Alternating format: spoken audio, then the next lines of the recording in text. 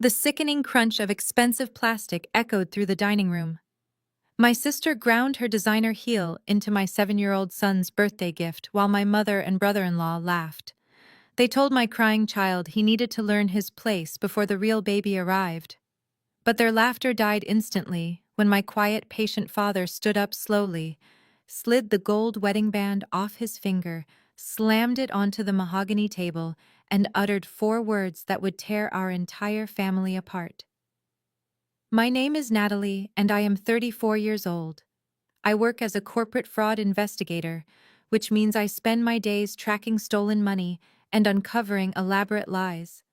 But the greatest deception I ever faced was sitting right inside my own childhood home. Before I continue this story, let me know where you are watching from in the comments below. Hit the like button and subscribe if you have ever had to protect your child from toxic family members who thought they could walk all over you. Trust me, you will want to hear exactly how this day ended. The afternoon had started out tense, as any gathering at my parents' house usually did. It was my son Leo's 7th birthday. I had saved up for months to buy him a high-tech camera drone, something he had been begging for since he saw one at the park. We were gathered in the expansive sunroom of my parents' suburban Chicago home. The space was filled with natural light, expensive leather furniture, and the suffocating pressure of my mother Diane's expectations. I always dreaded coming here, but I wanted Leo to have a relationship with his grandfather. Leo was glowing with absolute joy. He carefully peeled the wrapping paper off the large box and gasped when he saw the drone. He gently lifted it out, setting it on the hardwood floor to admire the spinning propellers. That was when my older sister Brittany walked in. Brittany is 35, heavily pregnant, and has spent her entire life acting as the undeniable center of the universe. She strutted across the room in her red bottom heels, looking down at Leo with a sneer. Without breaking stride, she stepped directly onto the center of the drone. The heavy crunch of the chassis snapping was loud and sickening. She twisted her heel, ensuring the camera lens shattered against the floor. Leo froze. His little hands trembled as tears welled up in his eyes. He looked up at his aunt, confused and heartbroken. I felt a surge of pure rage, but years of dealing with this family had taught me to freeze my emotions. I looked over at my mother Diane and my brother-in-law Dion. Dion is a tall, sharply dressed African-American man who constantly bragged about his booming Silicon Valley startup.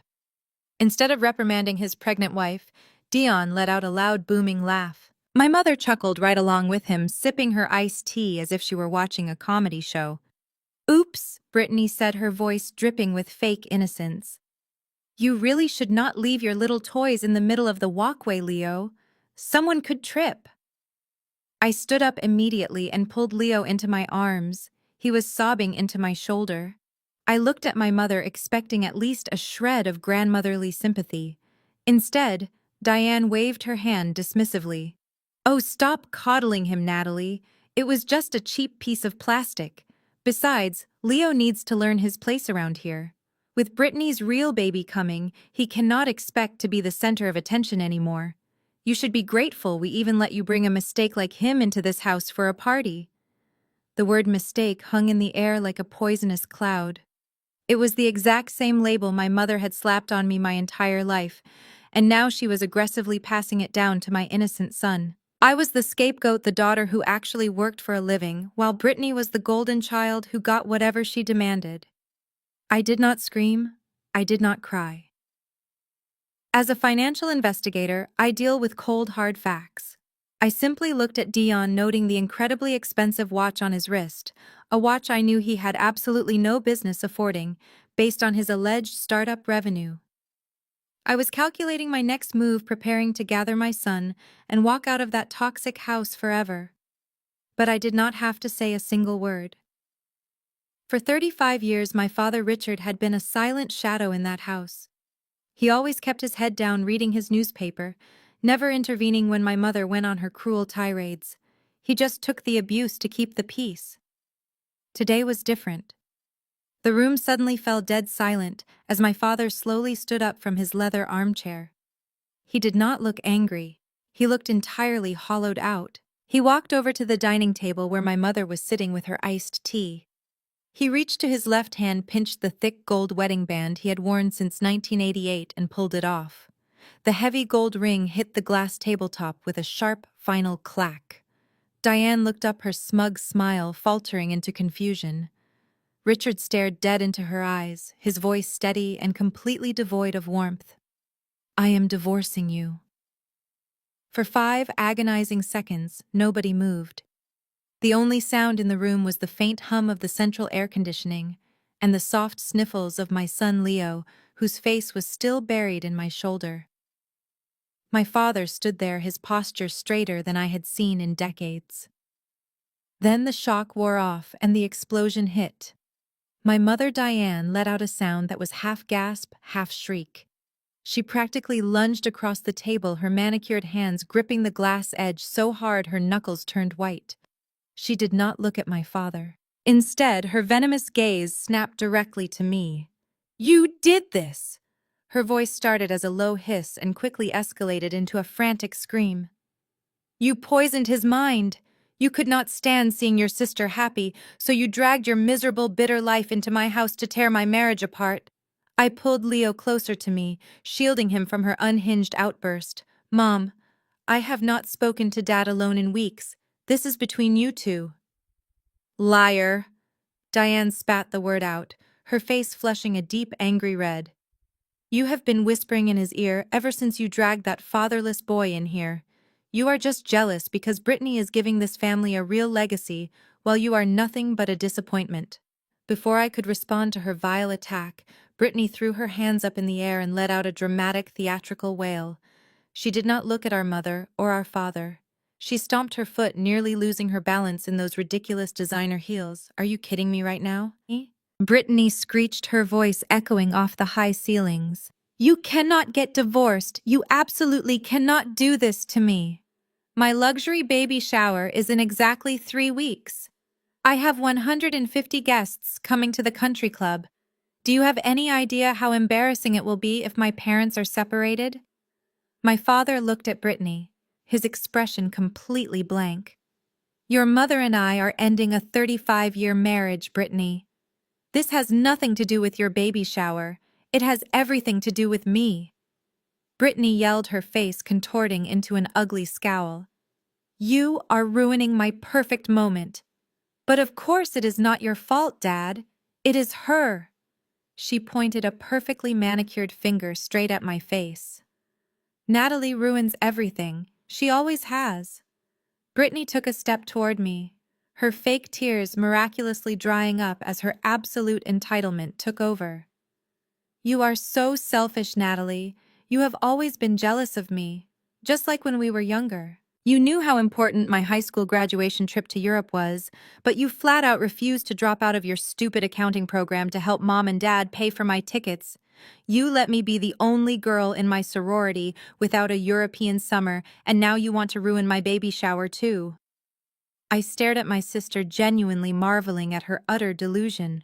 She was 35 years old, yet she still genuinely believed that my college education should have been sacrificed for a 6-week vacation in Paris. That was the dynamic of our family in a nutshell. I was always expected to set myself on fire just to keep Brittany warm. "I am not having this conversation," I said, my voice eerily calm. I picked up my purse from the side table. "Come on, Leo. We are leaving. I will not subject you to this madness for another second." I turned toward the hallway, fully intending to walk out the front door and never look back. But a heavy hand slammed against the doorframe, blocking my exit. I looked up. It was Dion. My brother-in-law stood at 6'2", towering over my 5-foot frame. His custom-tailored suit suddenly looked less like the uniform of a successful tech executive and more like the armor of a desperate bully. He stepped directly into my personal space, forcing me to take a step back to avoid bumping into his chest. His expensive cologne was suffocating. "You are not going anywhere, Natalie," Dion said, his voice dropping an octave as he tried to look menacing. "You are going to turn around, march back into that dining room, and tell your father to apologize to Diane. You are going to fix this right now." "Excuse me," I said, keeping my gaze locked firmly on his dark eyes. "Move out of my way, Dion." He leaned down, his face inches from mine, completely ignoring the fact that I was holding a terrified 7-year-old child. You think you can just come in here, cause a scene, and walk away? My wife is under a lot of stress. Her baby shower is going to be flawless. You are going to go in there, convince Richard he is making a huge mistake, and put this family back together. If you do not, I promise you, I will make sure you never step foot in this house again. I stared back at Dion, refusing to blink. He had always used his physical size to intimidate people. At 6'2", broad-shouldered, and always dressed to the nines, he played the part of the wealthy Silicon Valley tech genius flawlessly. When he first started dating Brittany 5 years ago, my mother practically threw a parade. She bragged to all her country club friends that Brittany had finally found a man of real substance, a true visionary. He claimed to be the CEO of a disruptive tech startup, constantly flying to California for mysterious meetings with wealthy angel investors. But as a corporate fraud investigator, I knew that people with actual wealth rarely felt the need to wear it like a costume. Dion's entire existence was a carefully curated performance, and I had been quietly watching the cracks in his facade for years. "You are not listening to me, Natalie," Dion growled, stepping even closer until I had to tilt my head back to maintain eye contact. "I am not asking you. I am telling you. You are going to fix this right now. My company is in the middle of a massive Series A funding round. We are talking tens of millions of dollars. I have financial magazines reaching out for interviews. I cannot have my pregnant wife stressed out, and I certainly cannot have a messy family scandal leaking to the press right before my app launches." "Your launch?" I repeated, my voice completely devoid of emotion. "Right. The revolutionary app that no one has ever actually seen. The one that has supposedly been in beta testing for 3 years while you and Brittany live rent-free in my parents' summer house." Dion's jaw tightened dangerously. "You are just a glorified bookkeeper. You do not understand how the tech industry works. It takes capital to build an empire. I am the provider for this family now. I am the one protecting the legacy and bringing in the real money. If you do not walk back into that dining room and make your father grovel to Diane, I will personally make sure you are cut off from this family forever. You will never see any of us again. You will be dead to us." He expected me to cry. He expected me to crumble under the weight of his threat, just like my father had crumbled under my mother's demands for decades. Dion thought the threat of being exiled from the family was the ultimate punishment. He had fundamentally misunderstood who he was dealing with. I did not need this family's money, and I certainly did not need their toxic conditional love. I looked him up and down, taking in the bespoke Italian suit, the custom silk tie, and the arrogant sneer on his face. Then my eyes dropped to his left wrist. Peeking out from under his perfectly starched French cuff was a heavy gleaming timepiece. Dion caught me looking. He smirked intentionally, shooting his cuff so the watch caught the afternoon sunlight streaming through the hallway windows. "That is right," Dion sneered, his chest puffing out with unearned pride. "Take a good look, Natalie. This is what real success looks like. This is what happens when you build something from the ground up, instead of just crunching other people's numbers in a cubicle all day. It is a level of wealth you will never be able to provide for that kid of yours." I shifted Leo's weight in my arms.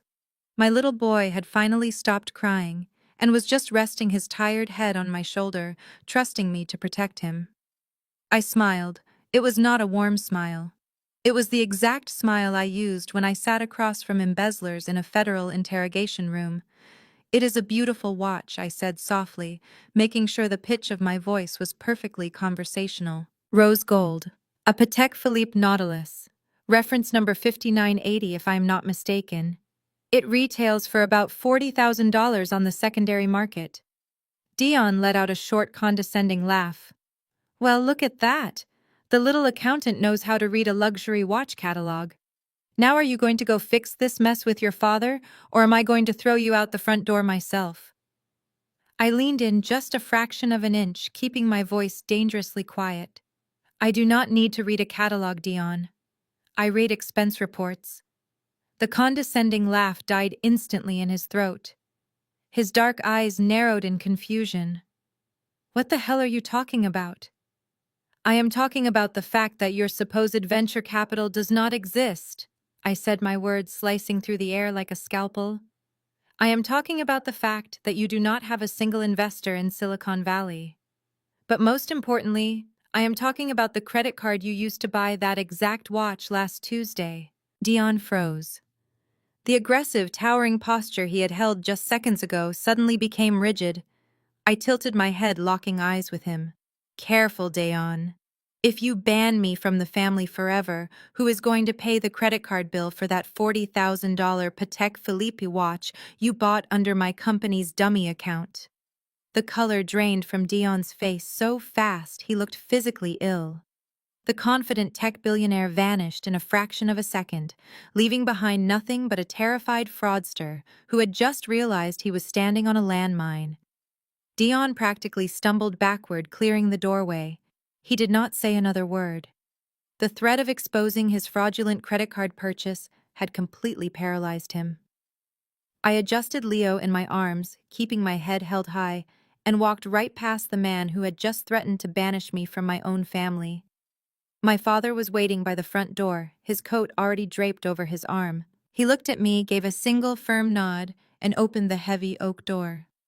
We stepped out into the crisp afternoon air, leaving the stifling atmosphere of that house behind us.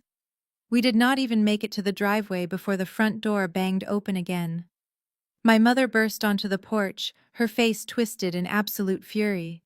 She did not look like the elegant country club socialite she pretended to be. She looked completely unhinged. She leaned over the pristine white railing and screamed at the top of her lungs, making sure the entire upscale neighborhood could hear her.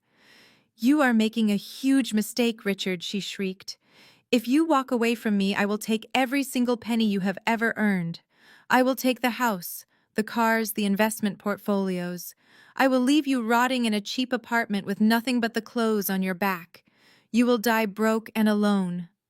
My father did not turn around. He did not flinch. He just kept walking steadily toward my car. I buckled Leo into his car seat, making sure my son was safe and secure before climbing into the driver's seat. My father slid into the passenger side and closed the door instantly, cutting off the sound of my mother screaming and my sister wailing in the background. I started the engine and pulled out of the driveway without a second glance. The ride was silent for the first 10 minutes. The only sound was the rhythmic hum of the tires against the pavement, and Leo's soft breathing as he fell asleep in the back seat, exhausted from the emotional toll of the afternoon. I finally broke the silence. I asked my father if he had a place to stay. He told me he would check into a hotel for the night, but I absolutely refused. I told him he was coming home with us, where it was safe and quiet. He let out a long, heavy sigh, rubbing his temples as if fighting off a massive headache. "Natalie," he said softly, his voice trembling just a little, "I need your help. I did not just leave your mother because of how they treated Leo today. That was just the breaking point. I left because I think they are stealing from me." I gripped the steering wheel tighter, keeping my eyes on the road. I asked him to explain exactly what he meant. He told me that over the past 6 months, he had noticed strange discrepancies in his retirement accounts. Large sums of money were being moved around without his permission. When he confronted Diane about it, she brushed him off, claiming she was just reorganizing their assets for tax purposes and investing in Dion's new tech company. But my father said the numbers simply did not add up. He suspected Diane had been quietly draining his life savings to fund Dion's fake billionaire lifestyle and Brittany's endless shopping sprees. We arrived at my house a few minutes later. After I tucked a sleeping Leo into his bed, I walked into the kitchen where my father was sitting at the island counter. I did not offer empty words of comfort. I offered the one thing I was exceptionally good at. I offered the truth. I pulled my work laptop from my bag and opened it right there on the kitchen counter. As a corporate fraud investigator, I have access to comprehensive state and federal business registries. People can lie all they want, but the numbers and the legal filings never do. I asked my father for the exact legal name of Dion's startup, the one that was supposedly launching a massive funding round in Silicon Valley. He wrote it down on a piece of notepad paper. I typed the company name into the federal database, bypassing the public search engines, and going straight to the Registered Corporate Entities Index. I hit the Enter key and waited for the system to process the complex query. A few seconds later, the screen flashed with a bright red notification box. The message was clear, undeniable, and utterly devastating. Entity not found. Dion did not just have a struggling tech company, he had no company at all. My father stared at the screen, the glowing red letters reflecting in his tired eyes. He did not say a single word. The realization that his life savings had been funneled into a phantom company was too heavy for him to process at 1 in the morning. I closed the laptop, gently guided him to the guest room, and told him to try to get some sleep. We would deal with the fallout tomorrow. But tomorrow arrived much sooner than we expected. At exactly 6:15 the next morning, the shrill chime of a text message shattered the quiet of my kitchen. Then another chime, and another. I was at the counter pouring my first cup of coffee when my father stumbled out of the guest room clutching his cell phone. His face was ash white. He handed the phone to me, his hands shaking so violently he almost dropped it. I looked at the bright screen. It was an automated cascade of fraud alerts from his primary bank. A wire transfer for $250,000 had been initiated from his joint retirement account, directed straight into a newly opened checking account under Brittany and Dion's names. Beneath that was another alert. Diane was attempting to drain their emergency savings, moving another $75,000. And the final alert was an email notification from their family attorney's automated system, confirming the receipt of instructions to draft a quitclaim deed transferring the family home entirely to Brittany. Diane was not just angry. She was executing a scorched earth financial protocol. She knew Richard was leaving, so she was legally stripping him of every single asset before the divorce papers could even be filed. I did not panic. Panic is the enemy of a forensic accountant. I set my coffee mug down and grabbed my laptop, flipping it open on the kitchen island. Dad, I need your wallet, your driver's license, and your social security number right now, I said, my voice dropping into the authoritative tone I used at work. He scrambled to get them while I dialed the bank's high-priority fraud hotline, a number I knew by heart from my own professional investigations. An automated voice tried to put me on hold, but I bypassed the system by entering my Federal Investigator Identification Code. A live agent picked up immediately. I put the phone on speaker. This is Natalie calling on behalf of Richard, the primary account holder for the checking and savings accounts ending in 4829. We are reporting an unauthorized fraudulent wire transfer in progress. We need an immediate hard freeze on all outgoing funds under the suspicion of elder financial exploitation. The agent hesitated. Her voice was cautious. Ma'am, because this is a joint account, the secondary account holder Diane has the legal right to initiate transfers. I cannot simply freeze it without a court order unless the primary account holder specifically flags it as coercion or fraud. I looked at my father. He leaned down to the microphone on the counter, his voice remarkably steady despite his pale face. This is Richard. I am the primary account holder. My wife is attempting to steal my retirement funds without my consent to fund a fraudulent business. Freeze the accounts right now. There was a tense silence on the line. I could hear the aggressive clicking of the agent's keyboard. My eyes were glued to the pending transaction screen on my laptop. The $250,000 wire was listed as processing. In the banking world, a pending wire can clear in a matter of minutes. Once that money hit Dion's account, he would immediately bounce it to an offshore shell company, and recovering it would take years of federal litigation. We had seconds before my father lost $250,000. Sir, the agent finally said, her tone shifting to strict professionalism. I am initiating a Regulation E freeze on all connected accounts. The pending wire transfers have been halted. All debit cards and checks associated with these accounts are now void. No funds can be moved without your physical presence in a branch with dual identification. I exhaled a breath I did not realize I was holding. The screen on my laptop refreshed automatically. The processing status vanished, replaced by a bold red canceled notice. The money was safe. The accounts were locked down tightly. My father slumped into a kitchen chair, burying his face in his hands. He looked like he had just run a marathon. We stopped it. I told him quietly, closing the laptop and placing a hand on his shoulder.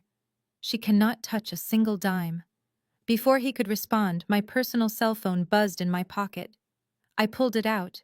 It was a text message from my mother. She must have been sitting at her computer watching the transfers fail in real time. She knew exactly who was responsible for blocking her. I opened the message. There were no capital letters, no exclamation points. Just one cold, calculated sentence that made the blood in my veins run completely like ice. You want a war. You will lose your son. I stared at the glowing screen of my phone, the venomous words burning into my mind. You want a war. You will lose your son. I did not even have time to process the sheer audacity of my mother's threat before the sharp, insistent chime of my front doorbell rang through the house. I glanced at the clock. It was 9 in the morning. I had already dropped Leo off at his elementary school, and my father was still resting in the guest room. I walked to the front foyer and looked through the peephole. Standing on my porch was a woman in a crisp gray pantsuit, holding a clipboard flanked by a uniformed police officer. My heart did a painful stutter step, but my training kicked in instantly. Panic is a luxury you cannot afford when you are under attack. I took a deep breath, unlocked the deadbolt, and pulled the door open. "Good morning," the woman said, her tone professional but guarded. "Are you Natalie?" "I am," I replied, keeping my voice perfectly steady. "How can I help you?" "I am Agent Foster with Child Protective Services," she said, holding up her badge. "And this is Officer Reynolds. We received an emergency anonymous tip this morning regarding the safety and welfare of your son Leo. May we come inside?" I stepped back and gestured for them to enter. The moment they stepped into the foyer, I saw Agent Foster's eyes scanning the environment. "The tipster claimed that you have suffered a severe mental breakdown," she continued, her pen hovering over her clipboard. "The report stated that you were hoarding unsecured firearms in the living space and that the environment was an immediate hazard to a child. The caller insisted Leo was in grave danger. It took exactly 1 second for me to realize who the anonymous caller was. Brittany. She was lashing out because I had frozen the bank accounts. It was a classic retaliation tactic, entirely unhinged but highly destructive. "Agent Foster," I said calmly, crossing my arms. "You are welcome to inspect every inch of this house. You will not find a single firearm because I do not own any. You will find a fully stocked refrigerator, a spotless child bedroom, and a home office where I work as a federal financial fraud investigator." The police officer looked slightly taken aback by my profession. Agent Foster nodded and began her inspection. I walked them through the living room, the pristine kitchen, and finally upstairs to Leo's room, which was decorated with space posters and shelves of neatly organized books. There were no weapons, there was no chaos, just the quiet, orderly home of a single mother. As we walked back downstairs, Agent Foster looked visibly relaxed. "I apologize for the intrusion, Natalie. We have to take every tip seriously, especially when weapons are mentioned, but it is clear this is a safe environment. Do you have any idea who might have made this call?" I walked over to the kitchen island and picked up my phone. "I know exactly who made it," I said. "My sister Brittany and my mother Diane. Yesterday, my father decided to divorce my mother. This morning, my mother attempted to illegally wire $250,000 of his retirement funds to my sister. I flagged the transaction and froze the accounts. 10 minutes later, my mother texted me a threat, and then you showed up." I opened the photo gallery on my phone and pulled up the video my father had taken yesterday during the birthday party. I handed the phone to the CPS agent. "I want you to see the real mental instability in my family," I told her. Agent Foster and the police officer watched the screen. They saw Brittany, 35 years old and heavily pregnant, viciously stomping on a 7-year-old boy's birthday gift while my mother and brother-in-law laughed in the background. They heard my mother call my son a mistake. The agent's expression hardened as she handed the phone back to me. "I am so sorry you have to deal with this," Agent Foster said quietly. "It is incredibly common for disgruntled family members to use our agency as a weapon in financial disputes. I am closing this case immediately as a maliciously false report." "Thank you," I said, walking them back toward the front door. She paused with her hand on the doorknob, her professional demeanor softening into genuine concern. She looked around to make sure the officer was already stepping outside before leaning in slightly. "Natalie, I need to tell you something off the record," she whispered. When the caller made the tip, they did not just ask for a wellness check. They mentioned they already retained legal counsel. "Your family hired a bulldog lawyer. They are filing for grandparent custody." I closed the heavy front door and leaned against the cool wood, listening to the sound of the Child Protective Services vehicle pulling out of my driveway. They were filing for grandparent custody. The sheer audacity of the threat settled over me like a heavy winter chill. My mother and sister were not just trying to punish me for freezing the bank accounts. They were trying to rip my child away from me, to force my father into submission. They thought hiring a bulldog lawyer would terrify me.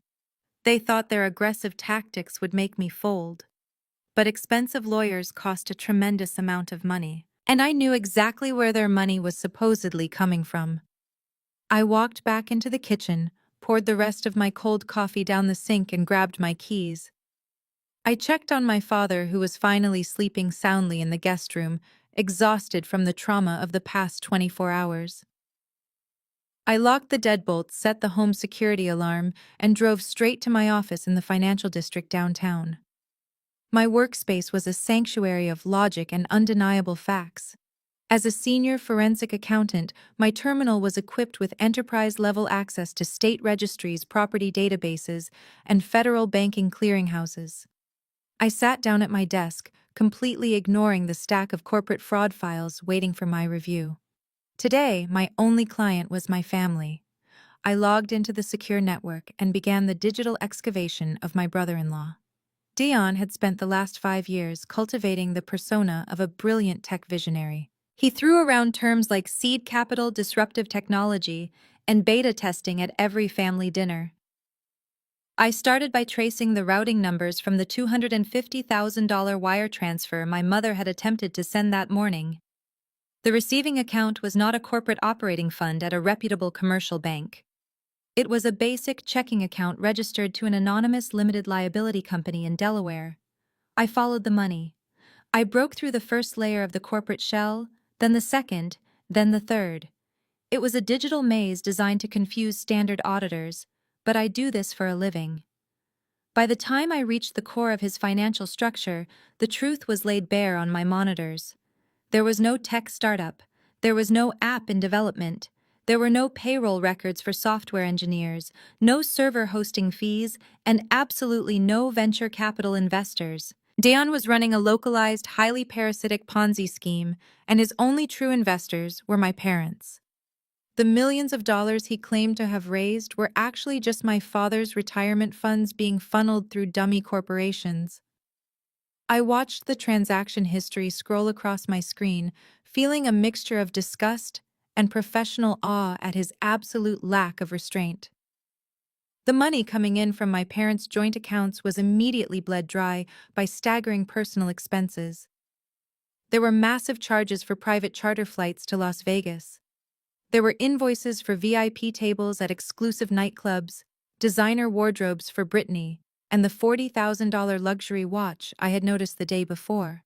But the most alarming transactions were the outgoing international wire transfers. Dion was systematically moving large chunks of cash to offshore banking accounts in the Cayman Islands, effectively placing the money completely out of reach of domestic tax authorities and civil lawsuits. I leaned back in my chair, rubbing my tired eyes. My mother genuinely believed she was funding the next major tech empire. She had been blinded by her own greed and her obsession with status, willingly handing over her financial security to a con artist. But as I reviewed the total expenditure, a glaring mathematical discrepancy stopped me cold. Dion was burning through cash at an astonishing, unsustainable rate.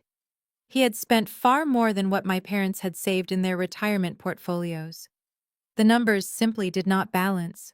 Where was the rest of the capital coming from?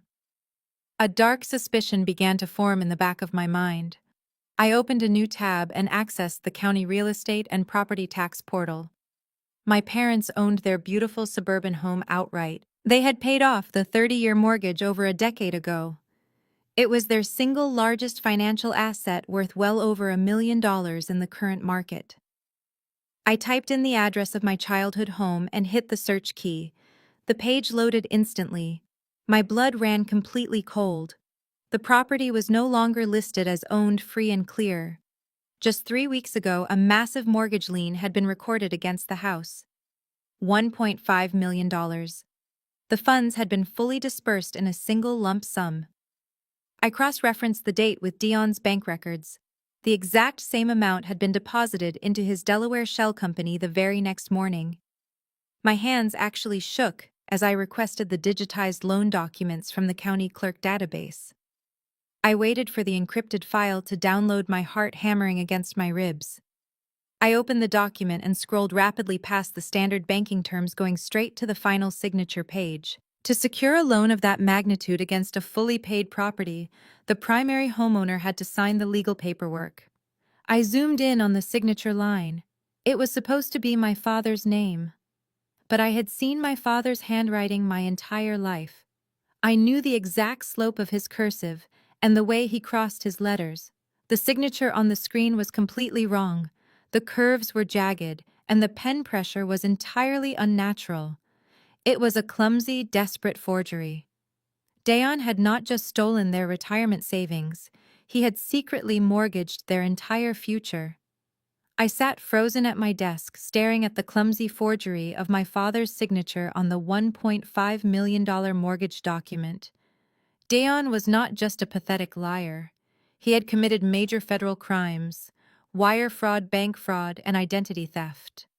I printed the document, sliding the thick stack of paper into a secure physical file. I needed my case to be absolutely bulletproof before I handed it over to the federal authorities. I was about to dive into the offshore routing numbers when my cell phone screen lit up with a sudden, relentless barrage of notifications. It was not the bank this time. It was Instagram, then Facebook, then a flood of text messages from numbers I had not saved in years. I opened the first social media notification and found myself staring at a video of my sister. Brittany had set her phone on a tripod in her pristine designer living room. She was wearing an oversized beige sweater, clutching a tissue, and performing the most convincing, hysterical breakdown of her entire life.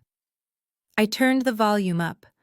Brittany was sobbing directly into the camera lens, her makeup perfectly smudged to look distraught. She told her thousands of followers that her sister Natalie had suffered a severe mental break, kidnapped their elderly father, and was actively coercing him into a sudden divorce to steal the family wealth. "My father is confused and vulnerable." Brittany wept, rubbing her pregnant belly for maximum sympathy.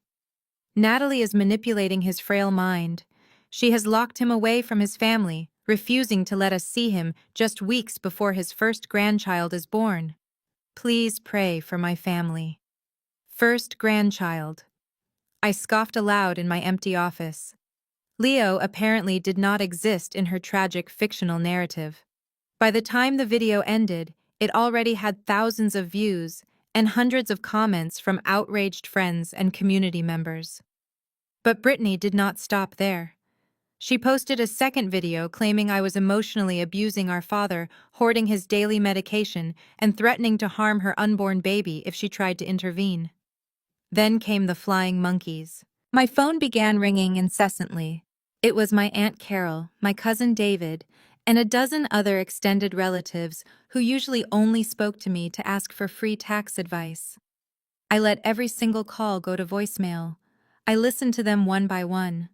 Aunt Carol called me a gold-digging monster and a disgrace to the family name.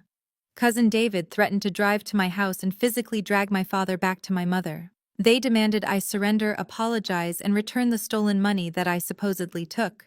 The average person would have panicked. The average person would have gone straight online to defend themselves, typing out furious, emotionally charged paragraphs to counter the lies. I did not type a single word. Panic is for the unprepared. I opened a specialized digital archiving program on my desktop monitor.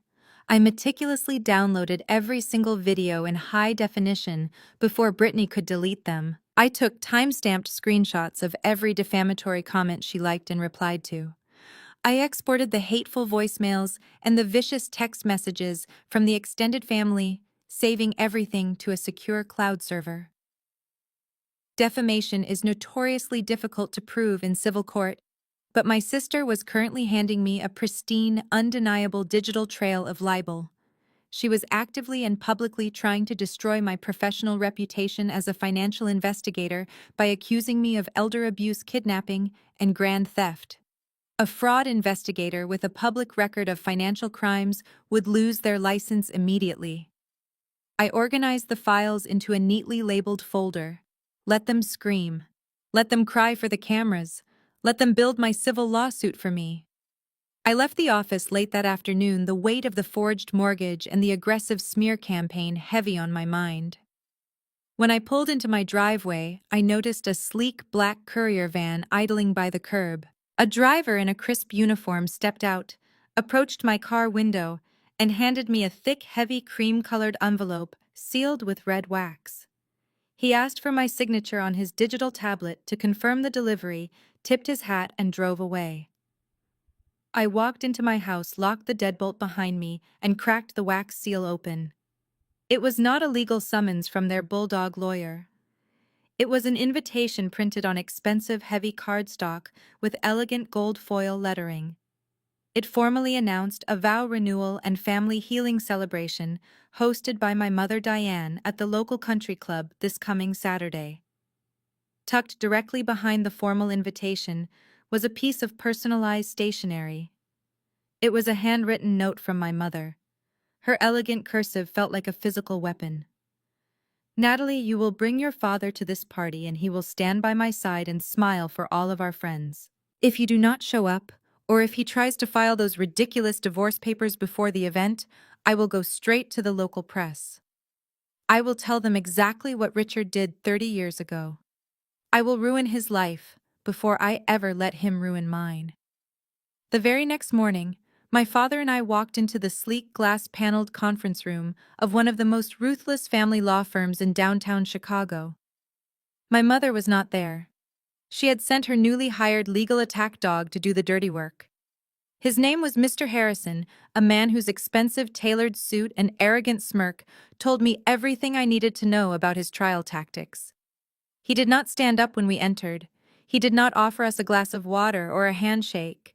He simply gestured to the leather chairs across from him and steepled his fingers, staring at my father with a look of absolute manufactured pity. "Richard, I am going to be very blunt with you," Mr. Harrison began, his voice dripping with condescension. "Diane does not want to destroy you. She still cares for you deeply. But if you insist on moving forward with this absurd divorce petition and continue to lock up the family finances, I will be forced to take extreme measures. I will drag your lifelong business reputation through the mud. I will contact your former partners, your country club associates, and the local press. I will make sure everyone in this city knows the real reason your marriage is falling apart." My father gripped the armrests of his chair, his jaw clenching. "And what reason is that, Harrison?" Mr. Harrison sighed heavily as if he were dealing with a stubborn child.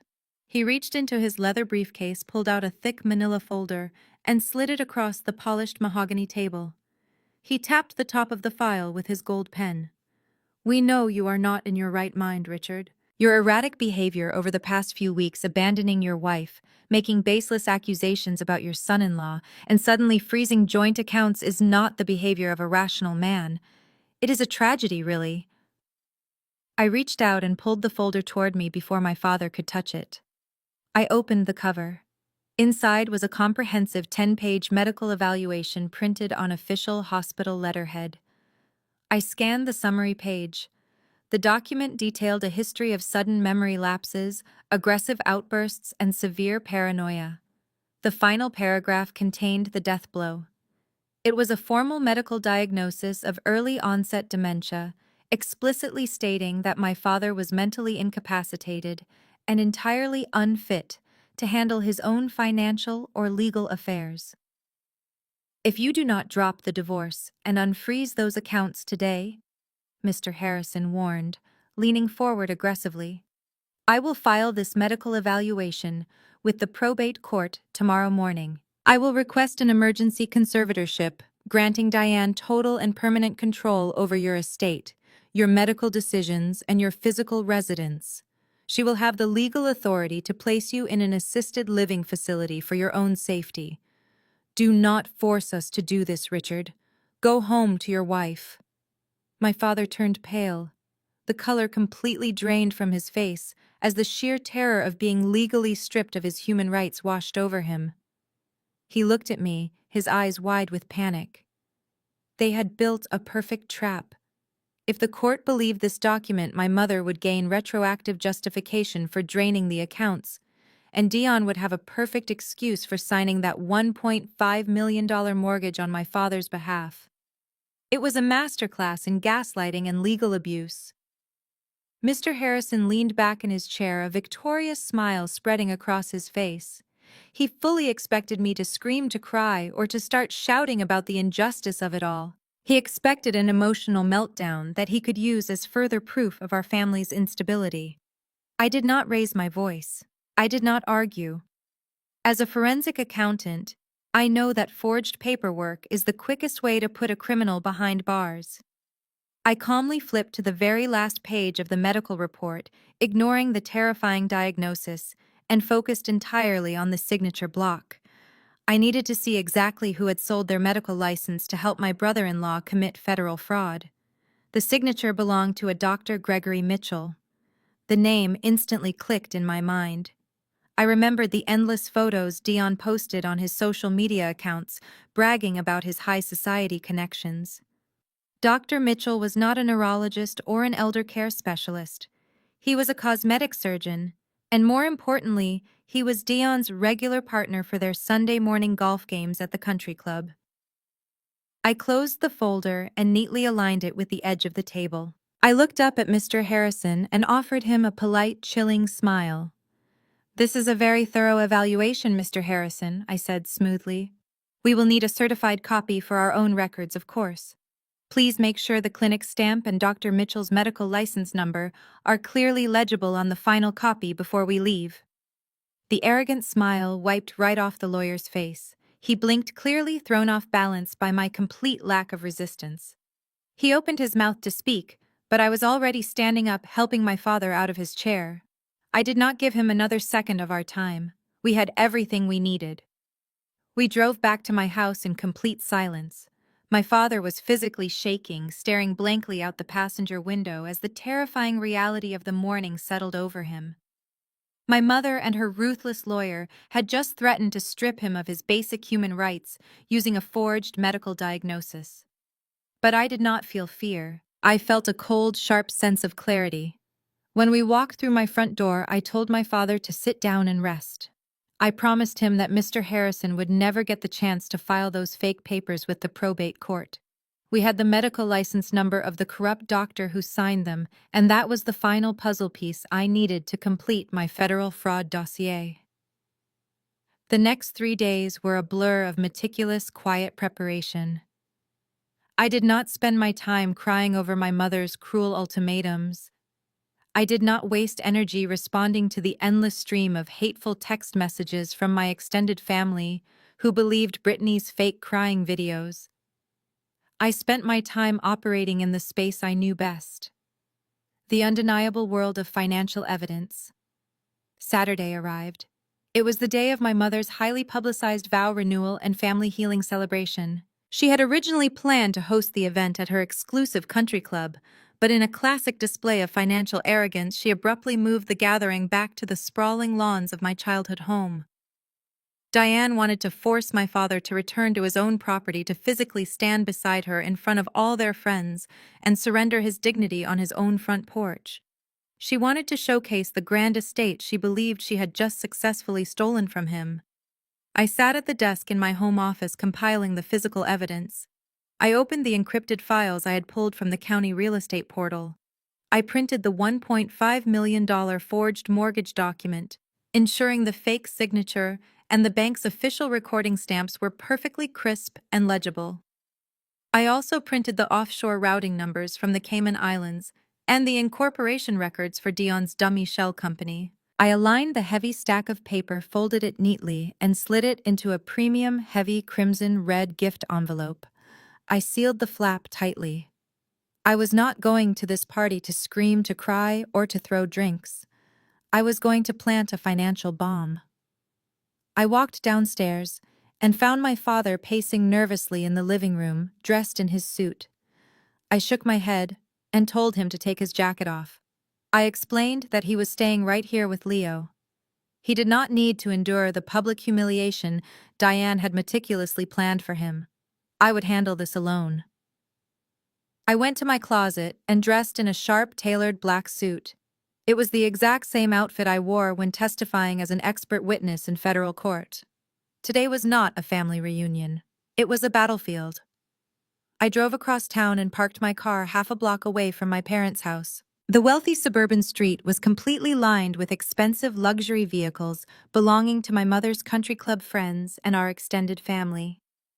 These were the exact same relatives who had been leaving me vicious voicemails all week, calling me a gold digger and a disgrace.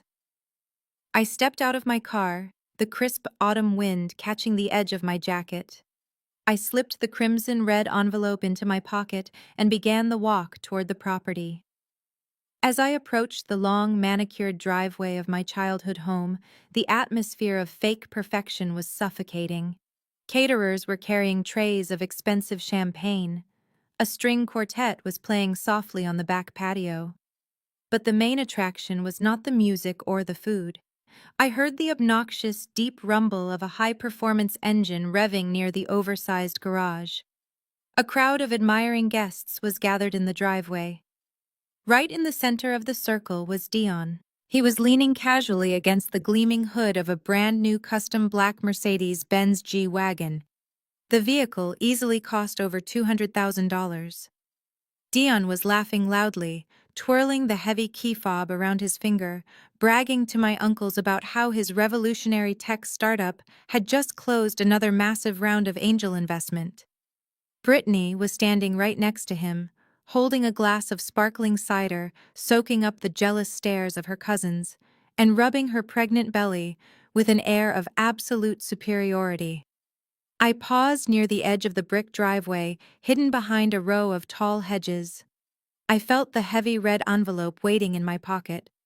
I watched my brother-in-law run his hand lovingly over the pristine leather steering wheel of a luxury car bought entirely with my father's stolen retirement money. A slow, genuine smile spread across my face. "Enjoy the test drive, Dion." I stepped out from the shadow of the tall hedges and walked confidently up the brick driveway. The gravel crunched beneath my shoes, drawing the attention of the crowd gathered around the new Mercedes. The loud, boisterous laughter died instantly. My Uncle George, who had just been clapping Dion on the shoulder, dropped his hand and stared at me with open hostility. My Aunt Carol actually turned her back to me, taking a loud sip of her champagne. I was the villain in their heavily fabricated narrative, the bitter, jealous daughter who was trying to ruin her parents' marriage. I did not break my stride. I offered them a polite, chilling smile and walked right past the luxury SUV, heading straight for the backyard patio where the main event was taking place. The backyard was transformed into an absurdly lavish venue. White floral arrangements cascaded down the stone columns, and a catered buffet stretched across the lawn. My mother Diane was standing on the raised wooden deck holding a crystal champagne flute. She was wearing a stunning white dress, playing the role of the innocent, devoted matriarch perfectly. When she spotted me walking across the grass, her eyes narrowed for a fraction of a second, flashing with pure hatred. But she quickly recovered. She tapped a silver spoon against her glass, calling for the attention of the 100 or so guests scattered around the yard. "Thank you all for coming today," my mother began, her voice trembling with perfectly manufactured emotion. She pressed a hand to her chest, looking out at the sea of sympathetic faces. Today was supposed to be a day of absolute joy. A day to renew the vows Richard and I made 35 years ago. But as many of you know, our family is going through a terrible, unexpected trial. The crowd murmured in sympathy. My mother looked directly at me, her eyes locking onto mine as she delivered her next line. "Sometimes the people you raise, the people you sacrifice everything for, lose their way. They let jealousy and greed cloud their hearts. They try to tear apart the sacred bond of family. But I want everyone to know that I am standing here today on the home my husband and I built together to say that love will conquer betrayal. We will heal. We will protect our legacy." A smattering of applause broke out. Several relatives shot me disgusted glares, clearly expecting me to run away in tears. I simply stood there with my hands folded in front of me, letting her dig her grave as deep as she possibly could. When the speech ended, the string quartet resumed playing and the guests began moving toward the massive catered buffet. I felt a sudden thirst, completely unbothered by the heavy tension in the air. I walked over to the beverage station to pour myself a glass of sparkling water. Before my hand could even touch the crystal pitcher, my sister stepped directly into my path. Brittany was wearing a tight beige maternity dress that looked like it cost more than my first car. She crossed her arms, blocking my access to the table. She looked me up and down, a cruel smirk twisting her perfectly painted lips. "I cannot believe you actually showed up," Brittany said, her voice loud enough for the nearby guests to hear, and in a cheap black work suit no less. "Did you come here straight from your little cubicle? Or are you just dressed for a funeral because you know your relationship with this family is completely dead?" I looked at her entirely unfazed. "Excuse me, Brittany. I would just like a glass of water." She did not move an inch. "You do not get to come here and act like everything is normal, Natalie. You are a disgrace. You froze Dad's accounts out of pure spite because you are insanely jealous of my life. You are a bitter single mother, living on a pathetic government salary, and you just cannot stand the fact that Dion is a massive success. You cannot stand that my child is going to grow up with real wealth, while yours has to settle for whatever scraps you can afford." Several guests had stopped to watch the confrontation, whispering to each other behind their hands. Brittany was thriving on the attention, completely intoxicated by her own perceived superiority. At that moment, Dion sauntered over to join his wife. He slipped his arm around Brittany's waist, looking at me with that same arrogant, condescending grin he had worn in the driveway. He was high on the adrenaline of his new $200,000 car and the adoring attention of my family. "Is there a problem here, babe?" Dion asked Brittany, though his dark eyes were locked on me. "Has the accountant finally come to apologize to your mother?" I looked at the two of them. They were the perfect picture of stolen luxury. I reached into the inner pocket of my tailored black blazer. My fingers brushed against the heavy premium paper of the crimson red envelope. I pulled it out and held it between my fingers. I did not yell. I did not defend my salary, my son, or my life. I simply smiled, an incredibly warm and pleasant smile. "No apologies today," I said smoothly. I stepped forward and pressed the heavy red gift envelope directly into Dion's chest, forcing him to take it. "I just wanted to drop off a little contribution to your startup, Dion." Dion took the heavy crimson envelope from my hand with a dismissive scoff. He looked around to make sure Uncle George and the other guests had noticed his grand gesture of accepting my supposed peace offering. "Oh, look at this," Dion announced loudly, waving the envelope in the air. "The prodigal daughter finally learned some manners. Do not worry, Natalie. Every dollar counts when you are building an empire. I will make sure our accounting department puts your little contribution to good use." Brittany let out a sharp, mocking laugh, taking a sip of her sparkling cider. Dion winked at his pregnant wife, told her he was going to step inside to grab a fresh drink, and sauntered off toward the sliding glass doors that led into the main house. I stood my ground on the patio, completely ignoring my sister's smug expression. I counted the seconds in my head. 1, 2, 3, 4, 5. When I reached 15, I politely excused myself from the crowd, turned my back on the lavish buffet, and walked slowly toward the house. The moment I stepped through the sliding doors, the bright afternoon sun and the sound of the string quartet vanished, replaced by the cool, air-conditioned silence of my parents' main hallway. I found Dion standing near the base of the grand staircase. He had torn open the wax seal. The arrogant, untouchable Silicon Valley billionaire was completely gone. The man standing in the hallway looked like he was about to go into cardiac arrest. His dark eyes were wide, darting frantically across the printed pages. He was staring directly at the offshore banking records. He saw the Cayman Islands routing numbers. He saw the corporate registry for his fake Delaware shell company. And resting right on top of that mountain of undeniable evidence was the crisp, high-definition copy of the $1.5 million mortgage bearing the clumsy forged signature of my father. The color drained from Dion's face so rapidly, his skin took on a sickening ashen hue. His hands began to tremble so violently that the expensive paper crinkled loudly in the quiet hallway. He flipped to the second page, then the third, desperately hoping it was a bluff. But numbers do not bluff. He looked up and saw me standing at the end of the corridor. The polished, charismatic facade shattered into a million pieces. What replaced it was a desperate, cornered predator. He crushed the documents in his fist, dropping the torn red envelope onto the hardwood floor, and lunged toward me. He closed the distance between us in 3 massive strides. Before I could even brace myself, he slammed his heavy hand against the wall right next to my head. His massive frame completely trapped me in the narrow alcove near the coat closet, cutting off any route of escape. He leaned in so close I could smell the stale champagne and fear on his breath. "What the hell is this?" he hissed, his voice vibrating with a terrifying, violent rage.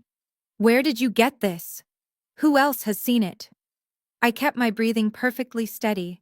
I did not break eye contact. "I got it from the county clerk, Dion," I replied, my voice calm and conversational. "And the federal banking registry. Did you really think you could steal $1.5 million from a senior fraud investigator and leave absolutely zero digital footprints? You are not a genius. You are just a common thief who left a mile-wide trail of breadcrumbs for me to follow." Dion grabbed my upper arm, his large fingers digging painfully through my jacket sleeve. He shoved me back a fraction of an inch, his eyes bloodshot with pure panic. "You listen to me, you little piece of trash." He spat, a drop of saliva hitting my cheek. "You are going to go home, log into your computer, and delete everything. You are going to destroy every file, every backup, and every single note you have on me.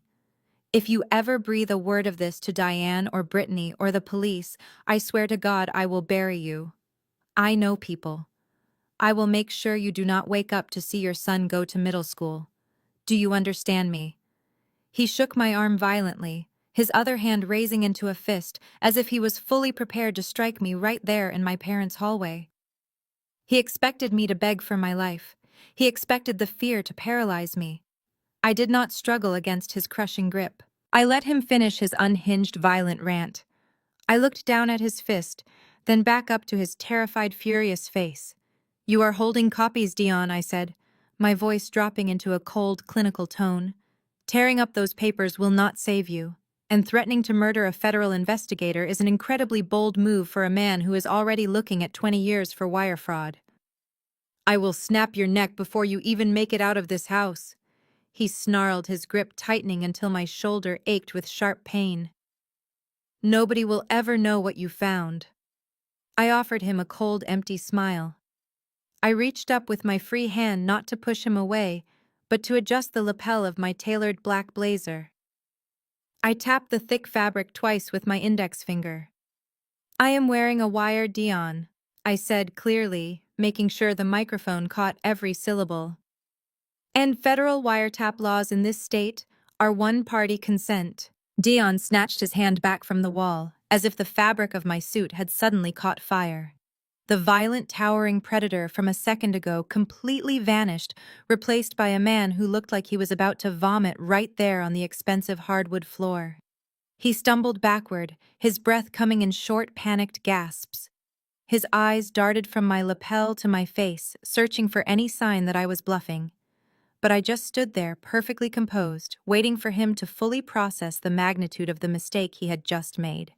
He had just threatened the life of a federal financial investigator, while admitting to wire fraud, all recorded in pristine high-definition audio. He scrambled to the floor, his shaking hands desperately gathering the crinkled pages of the forged mortgage and the offshore banking records he had dropped. He shoved the documents messily into the inside pocket of his custom jacket, almost ripping the silk lining in his haste. Without looking back at me, he turned and practically sprinted down the hallway, bursting through the sliding glass doors and back out onto the sunlit patio. I took a slow, deep breath, smoothed out the wrinkles in my blazer, and followed him outside at a completely leisurely pace. The string quartet was still playing a lively classical piece, and the guests were still mingling around the catered buffet, completely unaware that the illusion of their perfect family was about to burn to the ground. I stepped onto the wooden deck just in time to see Dion grab Brittany by the upper arm. He was leaning in, whispering frantically into her ear, his face slick with cold sweat. I could not hear his exact words over the music, but his body language screamed absolute terror. He kept pulling her toward the side gate that led to the driveway, gesturing wildly toward their new luxury vehicle. Brittany yanked her arm out of his grasp, her face contorting with a mixture of confusion and profound irritation. She was in the middle of her perfect party, surrounded by people who were admiring her, and she had zero intention of leaving. "What are you talking about?" she snapped, her voice carrying over the gentle music. "We are not leaving right now. I have not even cut the cake yet. Stop pulling on me, you are wrinkling my dress." Dion tried to grab her hand again, his eyes darting frantically toward the sliding glass doors. He froze when he saw me standing there quietly watching them. Brittany followed his gaze. The moment she saw me, her confusion vanished instantly, replaced by her signature venomous rage. In her deeply narcissistic mind, there was only one logical explanation for her husband acting so strangely after being alone with me in the hallway. She jumped to the most absurd, dramatic conclusion possible. She stomped across the patio, completely ignoring the startled looks from the guests holding their champagne glasses. "What did you just do to my husband?" Brittany shrieked, pointing her perfectly manicured finger directly at my face. "You are absolutely pathetic, Natalie. Did you corner him in the house? Are you throwing yourself at him because you are so desperately jealous of my life? You are a bitter, lonely woman, and you cannot stand that a highly successful man actually loves me. Stay away from my husband." The music abruptly stopped, as one of the violinists missed a note in sheer shock. The entire backyard fell dead silent. Dozens of eyes turned to stare at me, their faces painted with judgment and disgust. But I did not feel humiliated. I actually felt a wave of profound secondhand embarrassment for her. She was fiercely defending a man who had just stolen her entire future and was currently trying to abandon her at a garden party to flee from federal authorities. Before I could even respond to her unhinged accusation, my mother pushed her way through the crowd. Diane was shaking with fury, her face a mask of absolute hatred. She marched up the wooden steps, placing herself protectively between me and her precious golden child. She pointed a trembling hand toward the side gate leading out to the street. "I knew it was a mistake to let you step foot on this property," my mother screamed, her voice echoing across the manicured lawn. "You are a toxic, destructive monster. You came here to ruin our family healing celebration, just like you tried to ruin everything else in our lives. I will not let you stand here and harass my pregnant daughter and her husband. Get off my lawn. Get out of my yard.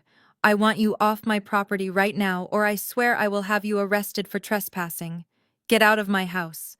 I did not take a single step backward. I looked at the furious, red-faced woman who had spent 35 years making me feel like an unwanted guest in my own family. I let her finish screaming. I waited for the absolute silence to settle over the shocked crowd. Then I looked her dead in the eyes and delivered the truth in a voice as cold and hard as a diamond. "It is not your house anymore, Mom," I said calmly. "Did Dion not tell you?" The silence that followed my words was absolute. For a moment, the only sound in the entire backyard was the gentle rustling of the autumn wind through the oak trees and the distant clinking of ice in a champagne glass. My mother stared at me, her mouth slightly open, her mind desperately trying to process the sentence. Then she let out a harsh, mocking laugh that sounded more like a bark. "What kind of sick, twisted game are you playing now, Natalie?" Diane sneered, taking an aggressive step toward me. "Are you honestly so desperate for attention that you would stand in front of all our friends and spout absolute nonsense? Richard and I own this house free and clear. We have for 10 years. You did," I corrected her, keeping my voice perfectly level but loud enough for the entire crowd to hear. "Until 3 weeks ago. That was when your perfect visionary son-in-law decided his fake tech startup needed a sudden injection of cash. He went to the county clerk and took out a $1.5 million mortgage on this exact property." A collective gasp rippled through the crowd instantly. Aunt Carol pressed a hand to her pearl necklace. Uncle George shifted his weight, his eyes darting sharply between me and Dion. "That is a disgusting lie," Diane screamed, her face turning a deep mottled red. "Dion is a multi-millionaire. He is closing a massive round of angel investment this very week. He does not need a dime from us, let alone a mortgage on my house. You are just a bitter, jealous liar trying to destroy the only successful man this family has ever seen, because you cannot stand your own pathetic life."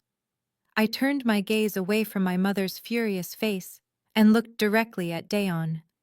He was standing a few feet away on the wooden deck, practically hiding behind his pregnant wife. The confident, booming Silicon Valley executive who had been loudly bragging about his custom Mercedes just 10 minutes ago was completely gone. He looked exactly like what he was, a cornered, terrified criminal. "Tell them, Dion," I challenged him, my voice ringing out across the patio like a gavel striking wood. "Tell your mother-in-law about the Delaware Shell Company. Tell her how you forged my father's signature on the loan documents, because you had already drained their joint retirement accounts to buy designer watches and charter flights to Vegas. Tell them where the $1.5 million really went." All eyes shifted to Dion. This was his moment to laugh it off, to boldly call me a lunatic and threaten to sue me for defamation. But the human body cannot lie when it is in a state of sheer panic. He opened his mouth, but no sound came out. He swallowed hard, his chest heaving as he struggled to pull air into his lungs. A thick bead of sweat rolled down the side of his face, soaking into the pristine collar of his expensive custom suit. She is crazy," Dion finally managed to stammer. His voice was incredibly weak, entirely lacking its usual arrogant bass. "Diane, do not listen to her. She is making it all up. She printed fake papers to frame me. I told you she was obsessed with ruining us." But the stuttering was a fatal mistake. The guests were not stupid. Uncle George, who had run his own contracting business for 30 years and knew a con artist when he saw one, took a slow, deliberate step away from Dion. I could hear the whispers spreading like wildfire through the crowd. They noticed Dion's violently trembling hands. They remembered how frantically he had been trying to drag Brittany out the side gate just moments before I walked outside. The grand illusion was cracking, and the ugly reality of his massive financial fraud was bleeding through for everyone to see. Diane looked at Dion, a flicker of genuine uncertainty crossing her eyes for the very first time. "Dion, what is she talking about?" my mother asked, her voice losing a fraction of its aggressive edge. "Tell me she is lying right now." "Of course she is lying," Brittany suddenly shrieked violently, shoving her way past Dion. She could not handle the fact that her husband was looking weak, and she absolutely refused to let her lavish vow renewal party turn into a public interrogation.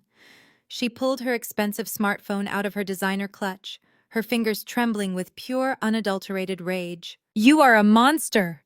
Natalie, Brittany screamed. Her face contorted into an ugly tear-stained mask of fury. "You are not going to ruin my life. I am not letting you destroy my family with your psychotic delusions." Before anyone could stop her or reason with her, Brittany aggressively dialed 3 digits and pressed the phone to her ear. The crowd watched in stunned silence as she took a deep breath, her entire demeanor shifting in a split second from an enraged attacker to a terrified, helpless victim. "Hello, police!" Brittany cried into the phone, her voice shaking with perfectly manufactured terror. "Please, you have to send officers immediately. My sister has broken into my parents' home. She is completely unhinged and screaming crazy lies. I am heavily pregnant and she is threatening me. Please hurry, she is trespassing and she is trying to physically assault me." The distant wail of police sirens cut through the tense, heavy silence of the backyard just minutes after Brittany made her frantic call. The sound grew louder, piercing the quiet suburban neighborhood until two police cruisers screeched to a halt in the driveway. The flashing red and blue lights reflected off the polished hood of Dion's new Mercedes. The caterers stopped serving, and the string quartet packed up their instruments with nervous urgency. The entire vow renewal party had come to a grinding halt. Two uniformed officers strode purposefully through the side gate and onto the patio, their hands resting cautiously on their duty belts. They scanned the crowd, taking in the opulent setting and the frozen, anxious faces of my extended family. "Who called 911?" the taller officer asked, his voice cutting through the murmurs. Brittany did not miss a beat. She pushed her way to the front of the crowd, clutching her pregnant belly, tears streaming down her perfectly contoured face. She practically threw herself toward the officers, entirely embracing her role as the helpless victim. "I did, officer," she cried, her voice trembling violently. "It is my sister Natalie. She is completely out of her mind. She broke into my parents' property and started screaming at me and my husband. I am 8 months pregnant, and she tried to physically attack me. You have to arrest her. She is dangerous." My mother immediately rushed to Brittany's side, wrapping an arm around her and nodding vigorously at the officers. "It is true," Diane insisted, glaring at me with venomous hatred. "She is trespassing. I told her to leave my property and she refused. Please get her out of here before she hurts my daughter." The officers turned their gaze toward me. I was standing calmly by the buffet table, my hands resting lightly in front of me, making absolutely no sudden movements. The taller officer stepped forward, his expression stern. "Ma'am, are you Natalie?" he asked.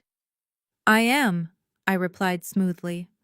"I am going to need you to step away from the crowd and show me some identification," he instructed. "If the homeowners have asked you to leave and you are refusing, you are committing criminal trespass." I did not argue. I did not raise my voice or attempt to match my sister's hysterical performance. I simply reached into the inner pocket of my tailored black blazer. I pulled out a sleek black leather wallet and flipped it open, extending it toward the officer. He expected to see a standard state driver's license. Instead, his eyes widened slightly as he recognized the gold seal and the bold blue lettering of a federal contractor identification card. "I am a senior forensic accountant and a federal contractor specializing in financial fraud," I said, my voice projecting clearly across the silent patio. "And I am not trespassing. This property belongs to my father Richard, who has given me explicit documented permission to be here." The officer studied the ID carefully, his posture immediately relaxing a fraction. He looked up at me, clearly realizing this was not a simple domestic dispute between jealous sisters. "Okay, ma'am," he said, his tone shifting to a more respectful register. "But we still have an accusation of attempted assault." "There was no assault," I stated calmly. "There are over 50 witnesses standing here who can confirm I never touched my sister. She called you because she was attempting to create a distraction. Her husband Dion is currently under federal investigation for wire fraud, bank fraud, and the financial exploitation of a senior citizen." Dion, who had been hiding near the sliding glass doors, flinched violently. A low murmur erupted from the crowd again as my uncles and cousins began whispering furiously. I pulled a folded, crisp legal document from my other pocket and handed it to the officer. In fact, I continued, my voice steady and authoritative. "I am glad you are here. I was planning to serve this on Monday, but since you are already on the premises, you can facilitate the process." That is a court-approved emergency temporary restraining order. It explicitly forbids Dion from coming within 500 feet of my father Richard, or any property owned by him, due to verified financial exploitation and elder abuse. The officer unfolded the document, his eyes scanning the official court seal and the judge's signature. Diane let out a loud gasp, her face turning pale. "You cannot do this!" my mother shrieked, pointing at the officers.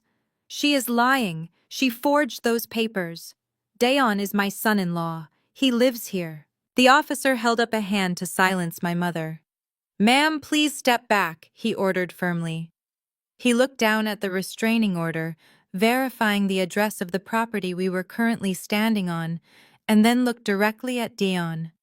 He handed the document to his partner, who unclipped his radio.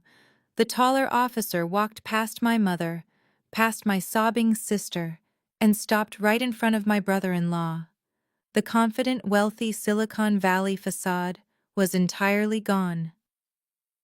Dion looked like a man standing on the gallows.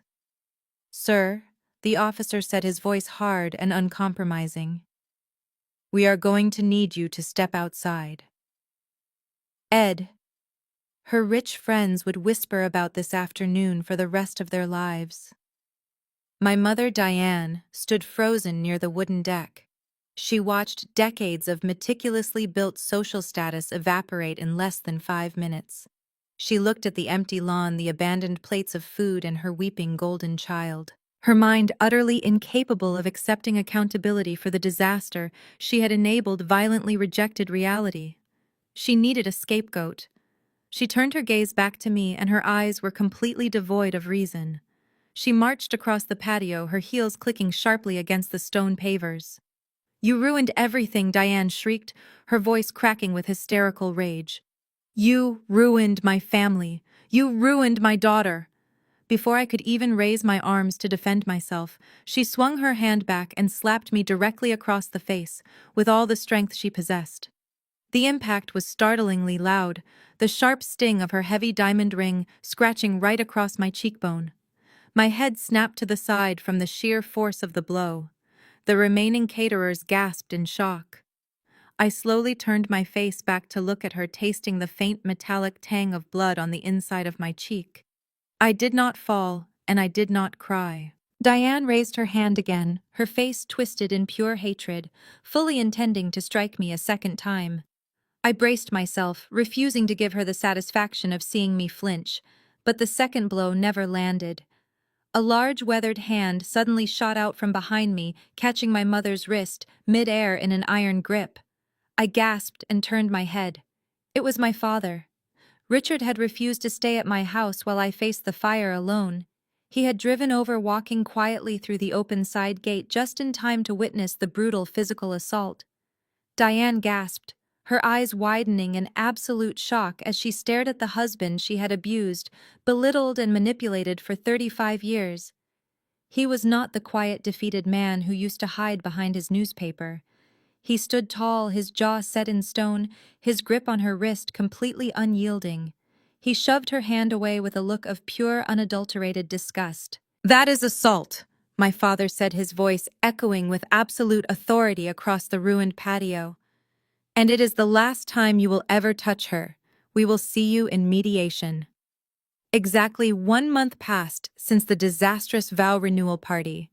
In the world of federal financial investigations, 1 month is exactly how long it takes to quietly assemble a bulletproof indictment. But in the minds of arrogant criminals, 1 month of silence simply means they got away with it. They mistake the slow, deliberate turning of the justice system for weakness. That was the fatal error my mother, my sister, and my brother-in-law made as they walked into the polished glass-walled conference room of Mr. Harrison's high-end law office. We were 30 floors above the bustling streets of downtown Chicago, sitting across from each other at a massive mahogany table. The air in the room was sterile and freezing. On my side of the table sat my father Richard, looking tired but resolute, and our family law attorney. On the opposite side sat the united front of pure entitlement. Diane was dressed in a conservative but incredibly expensive navy suit, playing the role of the exhausted, heartbroken matriarch. Beside her sat Brittany, now 9 months pregnant and shifting uncomfortably in her leather chair, glaring at me as if my mere presence in the room was a personal insult to her unborn child. And then there was Dion. Dion had completely recovered from his panicked meltdown in my parents' hallway. Because the local police had merely escorted him off the property that day without putting him in handcuffs, he genuinely believed he had outsmarted the authorities. He was back in his bespoke Italian tailoring, wearing a new luxury watch, and leaning back in his chair with his arms crossed behind his head. He looked at me with a smug, victorious grin, entirely convinced that his lies had won. Mr. Harrison cleared his throat, opening his thick leather briefcase. He did not bother with pleasantries. He pulled out a stack of documents and placed them squarely in the center of the table. "We are here today to finalize the transition of the estate." Mr. Harrison began, his voice dripping with his trademark condescension. "Diane is willing to be incredibly generous and avoid a public, drawn-out court battle. However, given Richard's severely declining mental state, a standard divorce proceeding is no longer applicable. Diane will be taking full legal control of 100% of the marital assets, including the primary residence, all joint banking accounts, and the entirety of the retirement portfolios." My father did not flinch. He simply looked at the lawyer and asked on what grounds they were making such an absurd demand. Mr. Harrison offered a predatory smile. He slid two heavily stamped documents across the polished mahogany. "On these grounds, Richard." I looked down at the paperwork. The first was a comprehensive power of attorney, naming Diane as the sole legal proxy for my father. The second was the exact same fake medical evaluation Mr. Harrison had threatened us with weeks ago. The document officially diagnosed my father with advanced early-onset dementia, completely incapacitating him in the eyes of the law. It was still signed by Dr. Gregory Mitchell, Dion's cosmetic surgeon golf buddy.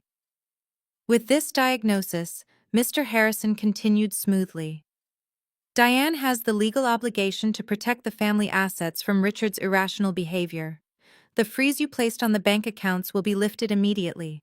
Richard will be provided with a modest monthly stipend for his living expenses under Diane's direct supervision. If you fight this, we will file these documents in probate court by 3 o'clock today, and Richard will be placed in a managed care facility." Diane dabbed at her dry eyes with a tissue. "I am doing this for your own good, Richard," she whispered, her voice laced with fake sympathy. "You are sick. You do not know what you are doing anymore." I placed my hand gently over my father's arm to keep him steady. They were attempting a complete legal hostile takeover of his life. But they were not finished. Dion leaned forward, dropping his arrogant posture and resting his elbows on the table, his dark eyes locked onto mine. "We are not just here to handle Richard," Dion said, his voice cold and menacing. "You caused a lot of damage to this family, Natalie. You humiliated my pregnant wife. You made baseless, defamatory accusations about my business in front of our friends. You have caused us immense emotional and reputational distress." Mr. Harrison reached into his briefcase one more time. He pulled out a separate, remarkably thin folder and slid it directly over to me. "This is a settlement agreement drafted specifically for you, Natalie." I opened the folder. Inside was a demand letter outlining a civil lawsuit for defamation, harassment, and intentional infliction of emotional distress. At the very bottom of the page, the settlement amount was typed in bold, undeniable ink: $500,000. My sister Brittany finally spoke up, a cruel, triumphant smirk spreading across her face. "You are going to sign that agreement today, Natalie. You are going to transfer $500,000 into my husband's business account by the end of the week to compensate us for the trauma you caused." I looked at her, keeping my expression entirely blank. "And if I refuse to pay this ridiculous extortion demand?" Dion chuckled, a dark, unpleasant sound.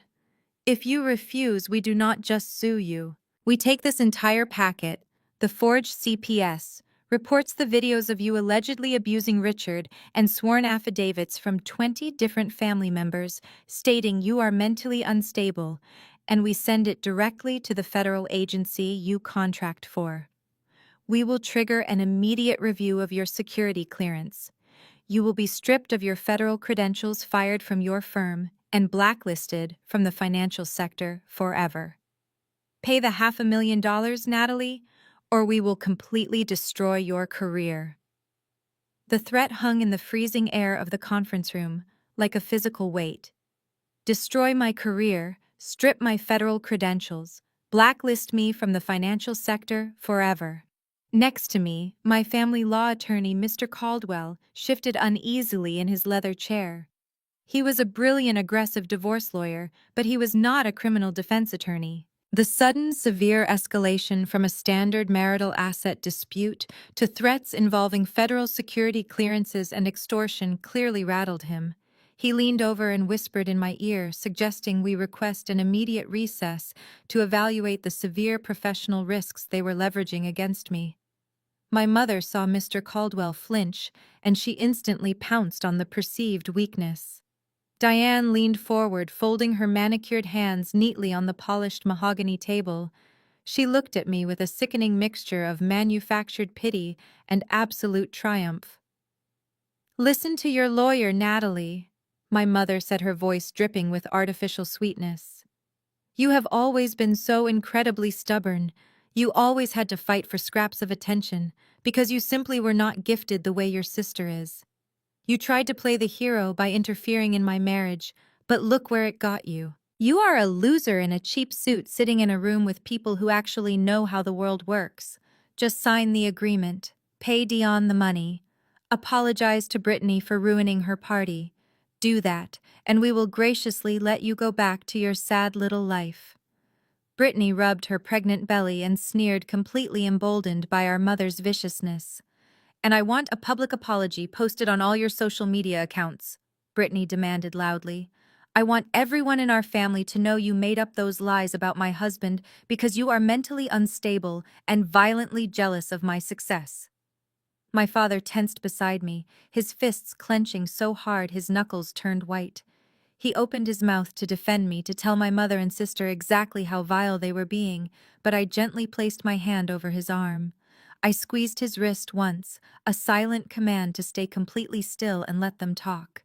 I did not look at my mother, and I did not look at my sister. I kept my eyes entirely focused on Dayon. In the legal world, extortion is a very specific threshold. To prove it beyond a reasonable doubt in a court of law, you need a clear conditional threat directly tied to a financial demand. Dayon had already provided the threat of ruining my career. Now I just needed him to explicitly tie that financial demand to the fraudulent medical documents they were actively using to hold my father hostage. I let out a slow, shaky breath, allowing my shoulders to slump just a fraction of an inch. It was a highly calculated display of defeat. I saw Dion's arrogant smile widen instantly. He truly thought he had broken me. "Let me make sure I understand this perfectly," I said, keeping my voice low and intentionally hesitant, playing the part of the cornered victim they desperately wanted me to be.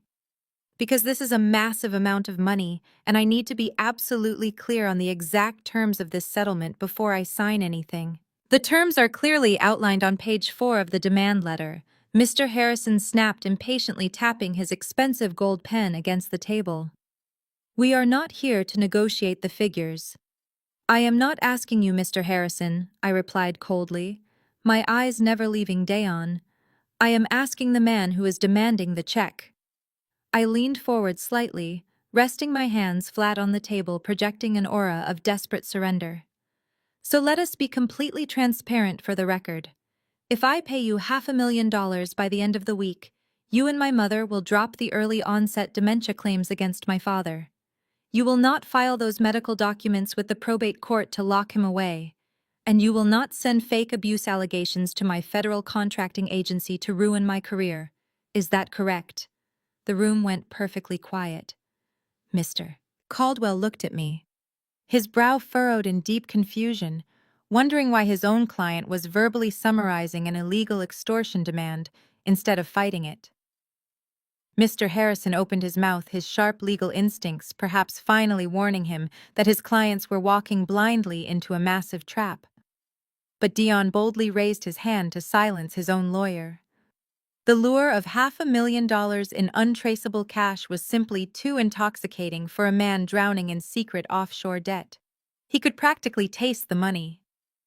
Dion leaned across the table, his dark eyes gleaming with pure, unadulterated greed. He offered a slow, predatory smirk that stretched from ear to ear. "Exactly," Dion said, his voice ringing loud and clear in the sterile conference room, confirming every single element of the crime. "Pay up, or we destroy both of you. It is really that simple, Natalie. Write the check and your dad gets to keep his dignity. Refuse, and you both lose everything today." I did not react to his vicious threat. I did not glare, I did not shout, and I did not reach for my pen. I simply turned my head and looked up at the large digital clock mounted on the wall near the heavy oak doors. The glowing red numbers read 11:59 in the morning. The timing was absolutely flawless. The digital clock on the wall clicked silently, the red glowing numbers shifting from 11:59 to exactly 12 o'clock. The moment the numbers changed, the terrified, cornered victim persona I had been projecting completely vanished. I straightened my posture, rolling my shoulders back against the leather chair. I looked at Dayon, who was still wearing that smug, victorious grin, entirely convinced he had just successfully extorted $500,000 from me. I did not reach for the settlement agreement. I did not reach for a pen. Instead, I reached down to the heavy leather tote bag resting on the floor beside my feet. I grasped the thick plastic spine of the massive document I had spent the last month compiling. I lifted it out of the bag and dropped it directly onto the center of the polished mahogany table. The impact sounded like a gunshot in the freezing, sterile conference room. It was a 500-page, meticulously tabbed, hardbound forensic audit binder. It was 3 inches thick, filled with bank records, IP addresses, federal tax filings, and certified copies of property deeds. The sheer physical weight of it made the crystal water glasses on the table rattle. My mother jumped in her seat. Brittany gasped, clutching her chest. Dion's arrogant smile instantly faltered, his dark eyes locking onto the massive black binder as if it were an explosive device. "Mr. Harrison," I said, my voice completely devoid of emotion, cutting through the stunned silence. "As an officer of the court, you have a strict ethical obligation to review all pertinent financial evidence before you attempt to file a fraudulent medical conservatorship or a baseless defamation lawsuit. I strongly suggest you open that binder." Mr. Harrison frowned, his sharp legal instincts warring with his arrogance. He looked at Diane, then back at me, before cautiously reaching out and pulling the heavy binder toward him. "What is this nonsense?" Diane hissed, her face flushing with anger. "I told you we are not negotiating. You are not in charge here, Natalie." I ignored my mother entirely and kept my eyes locked on the lawyer as he opened the cover to the executive summary. "I am a senior financial fraud investigator," I stated clearly, ensuring every single person in the room heard the absolute authority in my tone. "What you are looking at, Mr. Harrison, is a complete certified forensic audit of your client." Mr. Harrison flipped to the first tab. His eyes began to scan the page. Under tab 1, I continued, "You will find the complete corporate registry for Dion's alleged tech startup, revealing it to be an unregistered shell company in Delaware, with 0 employees and 0 legitimate revenue." Under tab 2, you will find the certified routing numbers, proving Dion systematically drained my father's joint retirement accounts, transferring hundreds of thousands of dollars into offshore accounts in the Cayman Islands. Dion practically lunged forward, his face turning a sickly ashen gray. "Shut up!" he shouted, his voice cracking with sudden panic. "Do not look at that, Harrison. She forged all of it. She is a psychotic liar." Mr. Harrison did not stop reading. He turned to the second tab, his eyes widening as he recognized the official federal banking stamps and the indisputable transaction logs. Under tab 3, I said, raising my voice just enough to overpower Dion's frantic denials, "You will find the original copy of a $1.5 million mortgage taken out on my parents' primary residence, complete with a forged signature that I have already had verified by an independent handwriting expert." And under tab 4, you will find a comprehensive summary of Dion's massive federal tax evasion. Brittany stared at her husband, her mouth open in absolute horror. Dion, what is she talking about? She whispered, her hands shaking uncontrollably. Tell him to throw it away. Tell him it is fake. Dion could not speak. He was staring at the wall clock, his breathing shallow and rapid, finally realizing that he had walked blindly into a federal trap. I looked directly at Dion. Did you really think I was just staring at the clock because I was nervous, Dion? I asked him coldly. Exactly 1 minute ago at 12 o'clock, an automated encrypted email containing a digital replica of that entire binder was scheduled to be transmitted to the regional director of the Federal White Collar Crime Division. I could have canceled the transmission from my phone at 11:59. But then you explicitly confessed to felony extortion in a room full of witnesses. So I decided to let the clock run out. The FBI already has the files.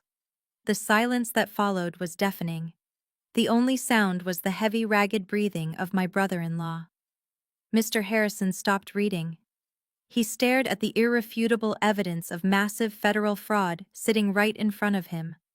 He realized in a fraction of a second that his clients had just used his law office to commit felony extortion and that he was holding the radioactive proof of a multi-million-dollar Ponzi scheme. A seasoned lawyer knows exactly when a ship is sinking, and he knows exactly how to avoid going down with it. The color completely drained from Mr. Harrison's face. He looked deathly pale. He slowly closed the heavy black binder, pushing it exactly to the center of the table, making sure his fingerprints were no longer on it. He did not look at my mother. He did not look at Dion. He stood up hastily, grabbing his gold pen and his leather briefcase. I am withdrawing as counsel, Mr. Harrison said, his voice trembling with a mixture of rage and absolute terror. As of this exact moment, I no longer represent anyone in this room. I cannot and will not be a party to this. The heavy oak door of the conference room clicked shut behind Mr. Harrison, sealing the remaining 5 of us inside. The echo of the latch dropping felt like the final nail being driven into a coffin. For a long, agonizing moment, no one moved. My father sat quietly beside me, his breathing finally steady, watching the absolute destruction of the people who had tried to ruin him. Diane stared at the closed door, her mouth slightly open. She looked down at the massive black binder sitting in the exact center of the table. The reality of what had just happened was finally piercing through her thick armor of denial. Mr. Harrison was not just a lawyer. He was a shark. And sharks do not swim away from $500,000 settlements unless there is blood in the water, and a federal predator circling just beneath the surface. My mother slowly turned her head to look at Dion. The manufactured pity she had worn just 10 minutes ago was entirely gone. Her face contorted into a mask of pure, unadulterated panic. Where is my money, Dion? Diane whispered, her voice trembling violently. Where is my retirement fund? Where is the deed to my house? Dion swallowed hard, his Adam's apple bobbing nervously. Diane, listen to me, he stammered, raising his hands in a desperate, placating gesture. It is a misunderstanding. The capital is just temporarily tied up in offshore development accounts. I can move it back. I just need a few days to liquidate the assets. Liar, Diane shrieked, the sound tearing through the sterile room. She slammed her manicured hands onto the polished mahogany table, pushing herself up from her chair. You stole from me. You forged my husband's signature. You took out a mortgage on my home. You told me you were a billionaire, you pathetic fraud. Give me my money back right now, or I swear to God I will call the police myself and watch them lock you away. Diane lunged forward, grabbing the lapels of Dion's custom Italian suit. She shook him violently, completely abandoning any shred of her country club dignity. She was a woman realizing that she had handed her entire future to a con artist, and she was going to spend her golden years completely destitute. Brittany let out a horrified gasp. She struggled to stand up, clutching her pregnant belly, tears streaming down her face. Mom, stop it! Brittany cried, grabbing Diane's arm and trying to pull her away from Dion. Stop screaming at him. He is a good provider. He is going to fix this. Natalie is just twisting the numbers to make it look worse than it is. Dayon would never steal from us. He loves me. Dayon roughly shoved my mother's hands off his chest. He stumbled backward, hitting the glass wall of the conference room. He was a drowning man, and his own wife was trying to hand him a heavy anchor of denial. He looked at Brittany, his eyes wild and bloodshot, and something inside him simply snapped. The charming, devoted husband act completely evaporated, leaving only a cornered rat willing to chew off its own leg to escape the trap. "Oh, shut up, Brittany!" Dion roared, his voice echoing fiercely off the glass walls. "Stop playing the innocent, clueless victim. You are just as guilty as I am." Brittany froze, her tear-stained face freezing in absolute shock. "What are you talking about?" she whispered. "Do not act like you did not know where the cash was coming from," Dion sneered, pointing a shaking finger directly at her face. "Who do you think paid for that $200,000 Mercedes you have been driving around in all week? Who do you think paid for your $50,000 closet of designer bags and your luxury country club baby shower? You saw the bank statements on my desk. You knew my startup had not generated a single dollar of revenue in 3 years. But you did not care, did you? As long as the credit cards cleared and you got to show off for your rich little friends, you happily turned a blind eye while I drained your parents dry." Diane let out a choked, devastated gasp. She turned her head slowly, looking at her precious golden child. Brittany Diane whispered, her voice cracking with profound betrayal. "You knew. You let him steal my house so you could buy designer purses." Brittany shook her head frantically, stepping away from her husband as if he had suddenly caught a deadly disease. "No, Mom, no, I swear I did not know the extent of it. I just thought he was borrowing a little bit against the equity. I did not know he forged Dad's signature. You signed the delivery papers for the Cayman Islands mail forwarding service last month."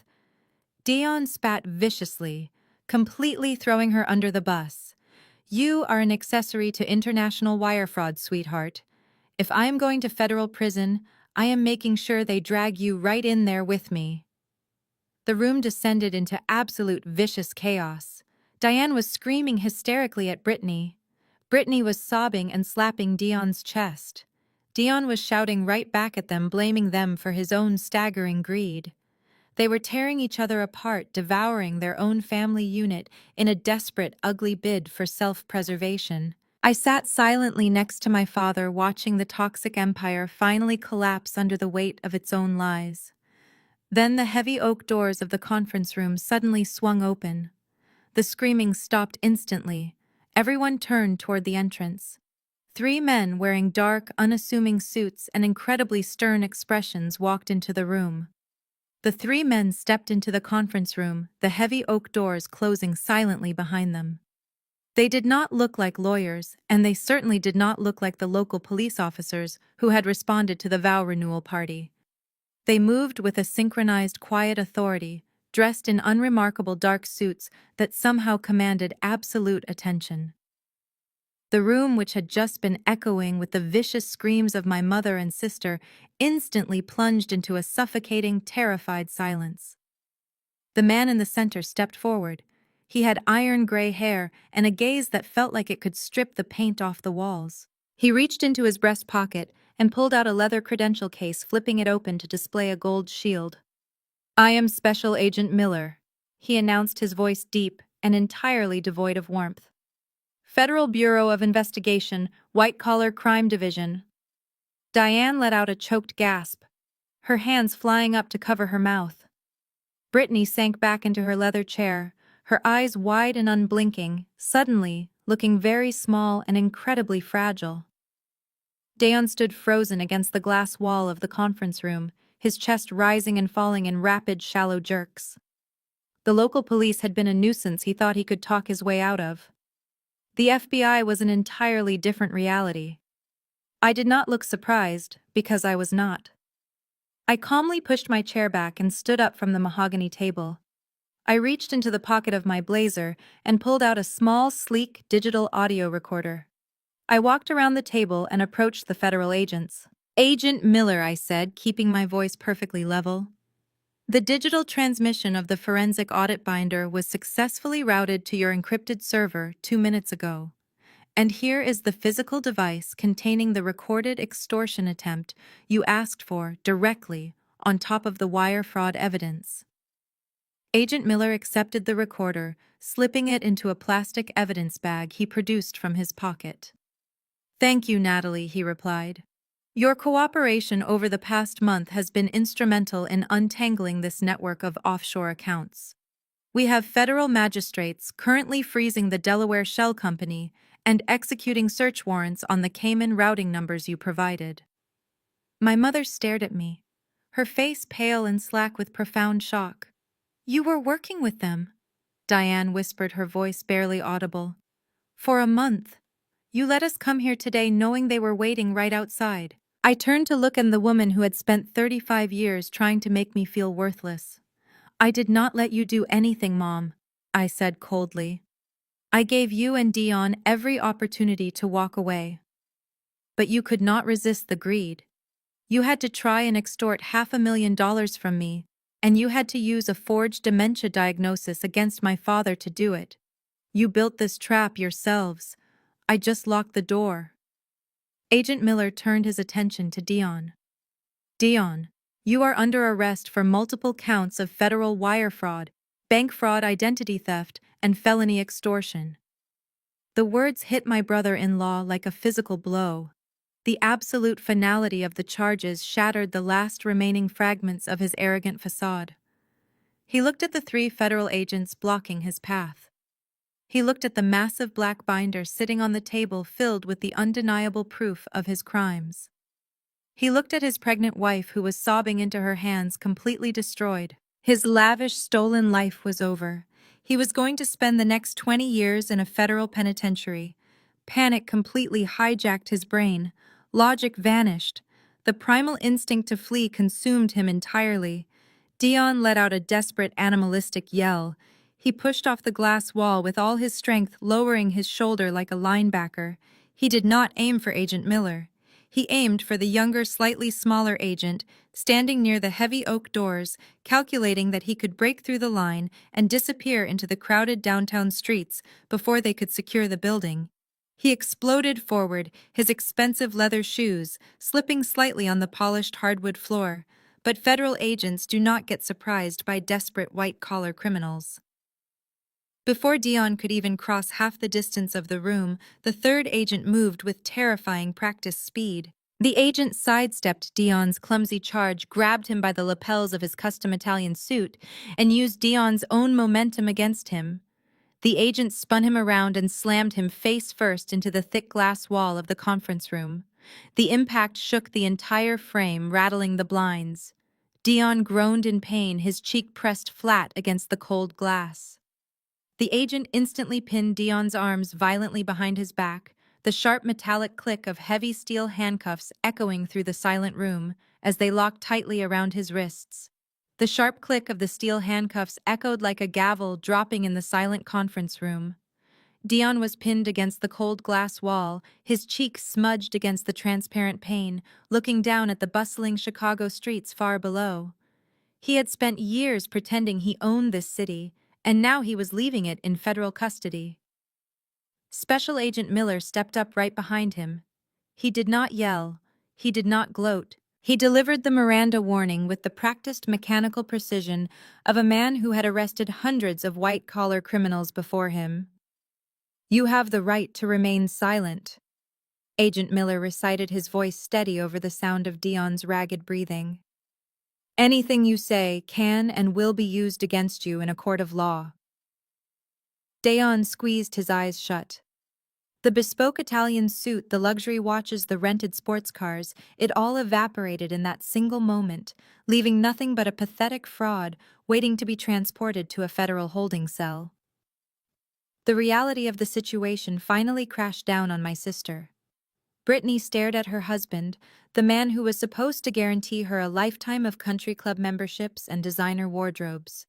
As the 2 younger agents pulled Dion away from the glass and began marching him toward the heavy oak doors, Brittany let out a sound that was barely human. It was a guttural, terrifying wail of absolute despair. Her knees buckled beneath her.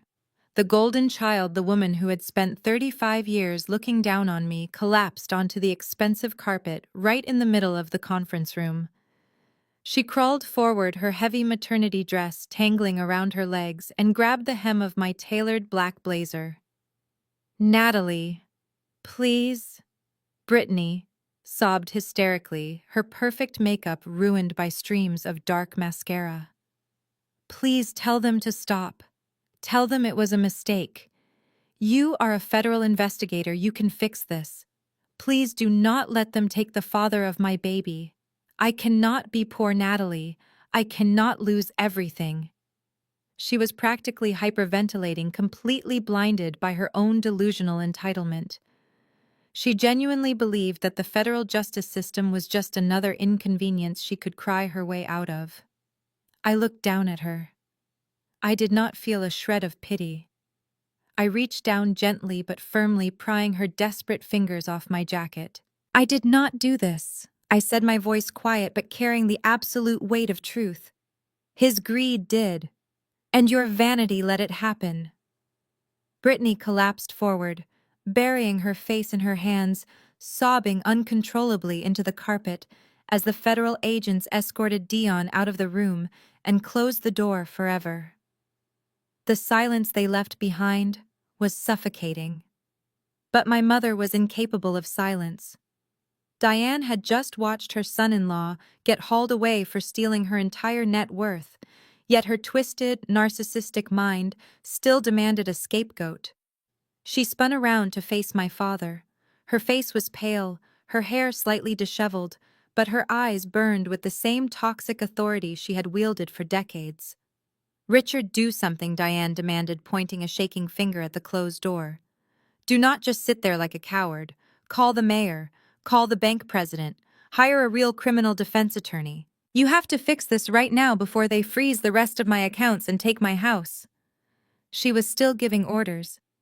Even standing in the ashes of her own destroyed life, she fully expected my father to bow his head, clean up her mess, and shield her from the consequences of her own terrible choices.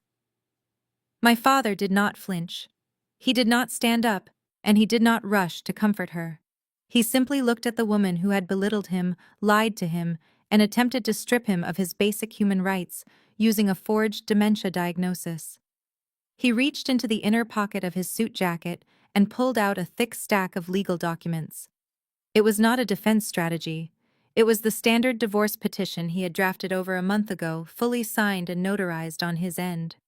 He placed his hand flat on the paperwork and slid it smoothly across the mahogany table until it rested directly in front of my mother. He looked up at her, his expression harder than I had ever seen it. "Sign them," my father said, his voice echoing with absolute terrifying finality, "or go to prison as his accomplice." Exactly 2 weeks after the heavy oak doors of the law office closed on my brother-in-law, the grand illusion of my mother's perfect high society life completely shattered. My father had given Diane a brutal but incredibly fair ultimatum. She signed the divorce papers that very afternoon, surrendering any claim to his remaining untainted assets, in exchange for my father agreeing not to press criminal charges against her for elder abuse and financial complicity. My father moved into a quiet, comfortable apartment downtown, leaving Diane and Brittany alone in the sprawling suburban house to face the catastrophic fallout of their own greed. The federal government had immediately frozen every single bank account tied to Dion's name, along with the offshore routing numbers I had provided. Because the funds were seized as evidence of a massive federal crime, the very first payment on the $1.5 million forged mortgage bounced. The bank did not care about family drama, pregnant daughters, or social standing. They realized they had issued a massive loan based on fraudulent documents, and they moved with ruthless corporate speed to secure their collateral. By the end of the first week, a bright neon foreclosure and eviction notice was stapled directly to the pristine front door of my childhood home. Inside the house, the atmosphere was a toxic mixture of panic and bitter resentment. The expansive, sunlit living room was now a chaotic maze of cheap cardboard boxes and heavy black trash bags. Diane, a woman who used to hire professional interior decorators just to arrange her holiday centerpieces, was now on her hands and knees wrapping her expensive crystal wine glasses in old newspaper. She paused, wiping a streak of dust from her forehead, and pulled out her cell phone. Diane was entirely out of cash, and they had exactly 48 hours to vacate the premises before the county sheriff arrived to physically lock them out. She took a deep breath, swallowed whatever was left of her massive pride, and dialed Aunt Carol. This was the same woman who had happily sipped champagne at the vow renewal party and left me vicious voicemails calling me a disgrace. The phone rang 3 times before Carol finally answered. Her tone was not warm. It was ice cold. "Carol, please," my mother begged, her voice shaking with genuine desperation. "The bank is forcing us out on Friday. Brittany is 9 months pregnant and the stress is making her physically ill. We just need the guest house for a few weeks until Dion's lawyers clear this massive misunderstanding up." "There is no misunderstanding, Diane." Aunt Carol snapped, her voice dripping with absolute disgust. The Chicago Tribune ran the story on the front page of the business section yesterday morning. "The entire country club knows your son-in-law was running a Ponzi scheme. The article specifically mentioned that the stolen funds came from Richard's retirement accounts. You let that criminal steal from your own husband so you could play rich. Carol, that is not fair." My mother pleaded, tears finally spilling down her cheeks. "I did not know." "Do not call this number again," Aunt Carol said sharply. "You are a complete disgrace." The line went dead. Diane stared at the screen, her hands trembling violently. She immediately dialed Uncle George. It went straight to voicemail. She dialed her closest friends from the country club charity board. Every single call was either ignored or immediately sent to an automated machine. The people she had spent 35 years trying to impress had entirely abandoned her the second her manufactured wealth evaporated. She was a total social pariah. Across the room, Brittany was violently shoving her expensive designer maternity dresses into a black garbage bag. She looked up, her face red and puffy from days of relentless crying. She glared at our mother with a look of pure, unadulterated hatred. "This is your fault," Brittany screamed, throwing a handful of silk blouses onto the hardwood floor. "If you had just left Dad alone, if you had not pushed Natalie, none of this would have happened. We would still have the money. Now my husband is in a federal holding cell, and my baby is going to be born homeless." Before Diane could scream back, a loud, heavy mechanical roar violently interrupted their argument. A massive diesel engine idled loudly just outside the living room window. Bright flashing amber lights cut through the sheer curtains, casting a chaotic yellow glow across the cardboard boxes. Brittany froze. She dropped the garbage bag and rushed to the window, pulling the curtain aside. Her eyes widened in absolute horror. Parked right in the middle of their manicured driveway was a heavy-duty commercial tow truck. A man in a high-visibility vest was already out of the cab, rapidly securing heavy steel chains to the front axle of the custom black Mercedes-Benz G-Wagon. "No!" Brittany shrieked, her voice tearing through the quiet suburban neighborhood. She abandoned the boxes, frantically unlocking the front door and bursting out onto the porch. "Stop! You cannot take that! It belongs to my husband!" The repo man did not even look up as he engaged the hydraulic winch. The heavy steel cables pulled taut, dragging the $200,000 luxury SUV onto the metal flatbed with a loud, grinding scrape. Brittany ran onto the driveway in her bare feet, screaming and sobbing hysterically, waving her arms at the driver. But the repo man was not the only one watching. Across the street, Mrs. Gable, the neighborhood gossip, was standing at the edge of her lawn with her arms crossed. Next door, a man was holding his garden hose, openly staring at the spectacle. The entire wealthy, perfectly manicured neighborhood had come outside to watch the golden child weep as the last remaining symbol of her fake empire was dragged away in chains. The rain was coming down in thick, heavy sheets, beating relentlessly against the roof of my house and washing the suburban streets clean.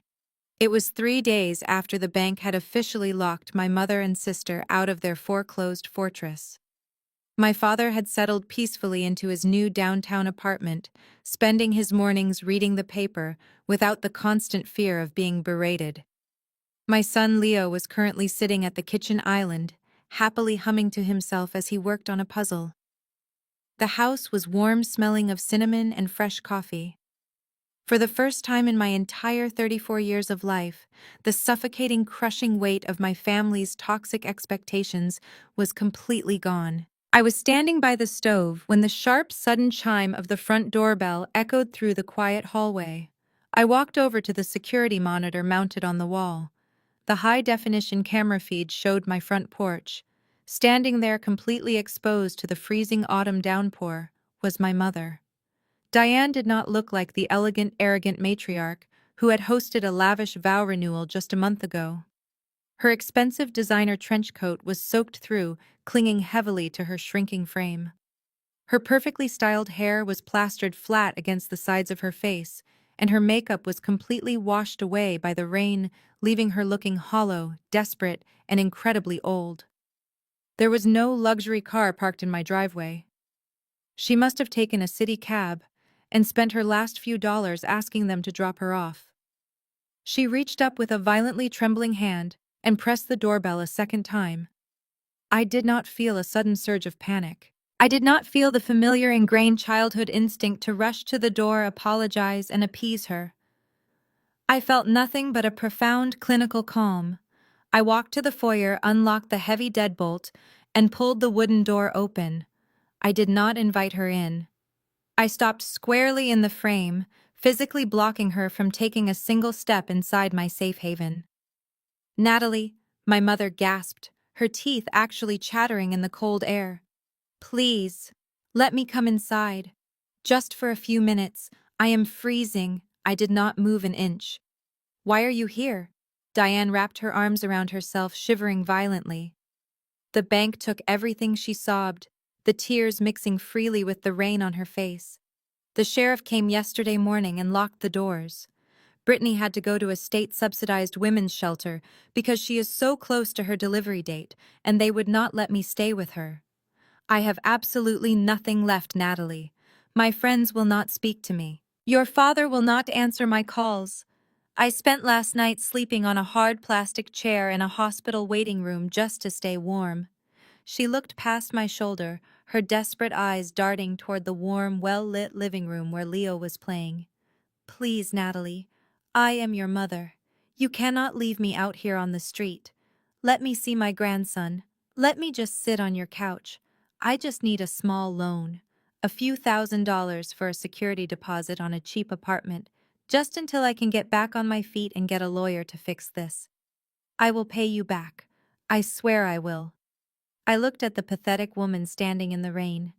I searched her face for any genuine remorse, any acknowledgement of the absolute hell she had put my father and me through.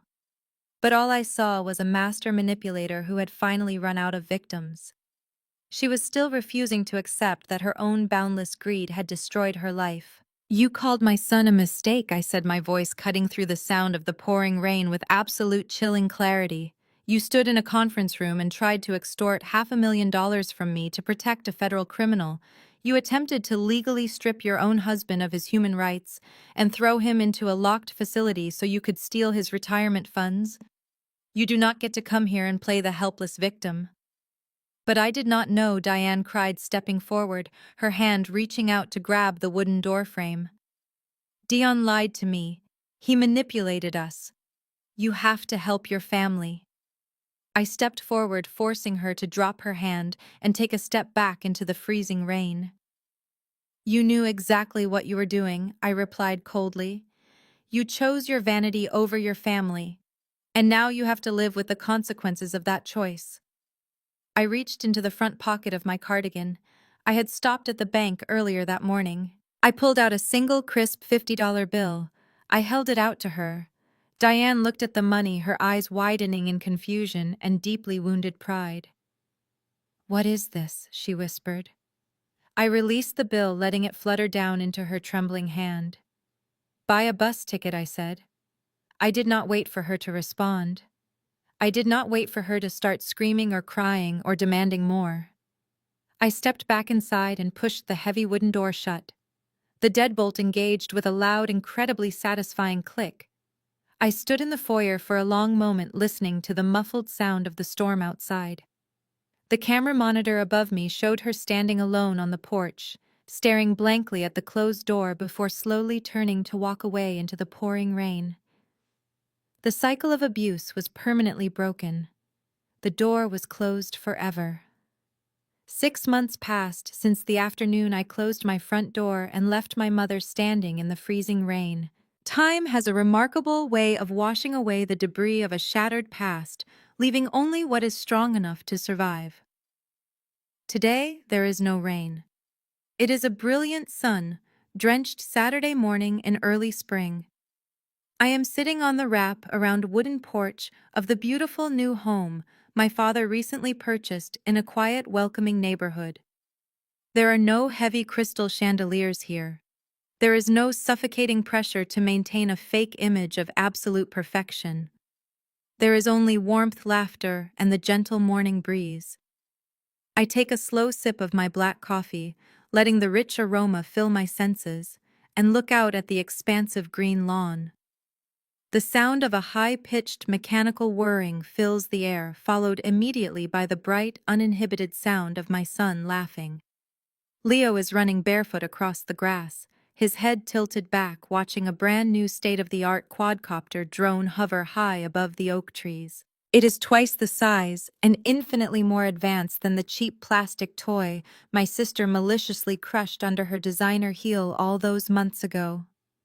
Standing right beside Leo, holding the remote control and guiding my son's hands, is my father. Richard does not look like the defeated, hollowed-out shadow of a man who used to hide behind his newspaper in the corner of my mother's sterile living room. He looks completely transformed. He is wearing a comfortable flannel shirt and worn-out jeans. His posture is straight, his eyes are bright, and his loud, genuine laughter echoes across the yard. Leaving my mother did not destroy him. It resurrected him. He looks 10 years younger, entirely free from the relentless psychological warfare he endured for 3.5 decades. As I watch them bond, my mind briefly wanders to the people we left behind. The federal justice system moved with its typical crushing efficiency. Dion is currently sitting in a federal penitentiary, awaiting his final sentencing. His lawyer tried to negotiate a plea deal, but the mountain of undeniable forensic evidence I provided made it completely impossible. He is looking at a minimum of 20 years behind bars for the massive wire fraud and elder exploitation he committed. My sister Brittany gave birth to a healthy baby girl, but she brought her daughter home to a cramped, dingy 2-bedroom apartment on the outskirts of the city. Her custom luxury vehicles are gone. Her designer wardrobe was sold off piece by piece just to cover her basic grocery bills. She has no husband to fund her delusions of grandeur, and her wealthy country club friends pretend she no longer exists. My mother Diane lives in that same cramped apartment with her. The woman who once ruled a $1 million estate with an iron fist now spends her days bitterly arguing with her golden child in a tiny kitchen entirely isolated from the high society she sacrificed her own family to impress. But as I sit here on this beautiful, peaceful morning, I realize something incredibly profound. I do not feel a triumphant rush of joy when I think about their miserable downfall. I do not spend my days gloating over the fact that they lost everything. The sweetest revenge was never about putting my brother-in-law in handcuffs or watching the bank seize my mother's house. The absolute sweetest revenge was realizing that my intrinsic worth never depended on their validation. For my entire life, I allowed their cruel words to make me feel like a mistake, a scapegoat, an outsider looking into a family I could never truly belong to. I exhausted myself trying to prove my value to people who were fundamentally incapable of seeing it. But standing up to their corruption completely broke the spell. I did not just freeze their bank accounts or hand over a forensic audit. I surgically excised a malignant cancer from my life. By cutting them off entirely, I created the space for real love, profound peace, and genuine happiness to finally bloom. I look at my father smiling. I look at my son cheering as his drone completes a perfect flip in the clear blue sky. I am highly successful, I am fiercely independent, and I am completely surrounded by people who love me unconditionally. I won not because I destroyed them, but because I survived them and thrived. Have you ever had to cut off toxic family to find your own peace? Let me know in the comments below. If my journey resonated with you, please hit the like button and subscribe to the channel for more stories of surviving toxic families and reclaiming your life. Remember, your worth is never defined by the people who refuse to love you properly. Thank you for watching. The most profound lesson we can take away from this story is that your fundamental worth is never determined by the people who are fundamentally incapable of valuing you. For decades, the protagonist was conditioned to believe she was the family's scapegoat, constantly overshadowed by a golden child sister and a narcissistic mother. Society often tells us that family is everything, and that we must endlessly forgive the people who share our bloodline simply because they are family. But this story brilliantly shatters that toxic myth. It teaches us that shared DNA is never a free pass for emotional abuse, manipulation, or financial exploitation. When you are trapped in a cycle of gaslighting, the abusers rely on your silence and your desperate hope for their approval to maintain their control. The moment you stop seeking their validation is the exact moment they lose all their power over you. By relying on cold, hard facts and maintaining her emotional composure instead of engaging in their hysterical drama, Natalie protected her peace and her child. She proved that the ultimate victory is not about destroying the people who hurt you, but about surgically removing their toxicity from your life so you can finally thrive. True family is built on mutual respect, honesty, and unconditional love, not on extortion and fake appearances. Walking away from a toxic family dynamic is one of the most painful decisions a person can make, but it is also the most necessary step toward reclaiming your own identity and building a safe environment for yourself. Your life belongs entirely to you, and you have every right to protect it from anyone who tries to tear it down. If you have ever had to walk away from a toxic relationship to protect your peace, please share your journey in the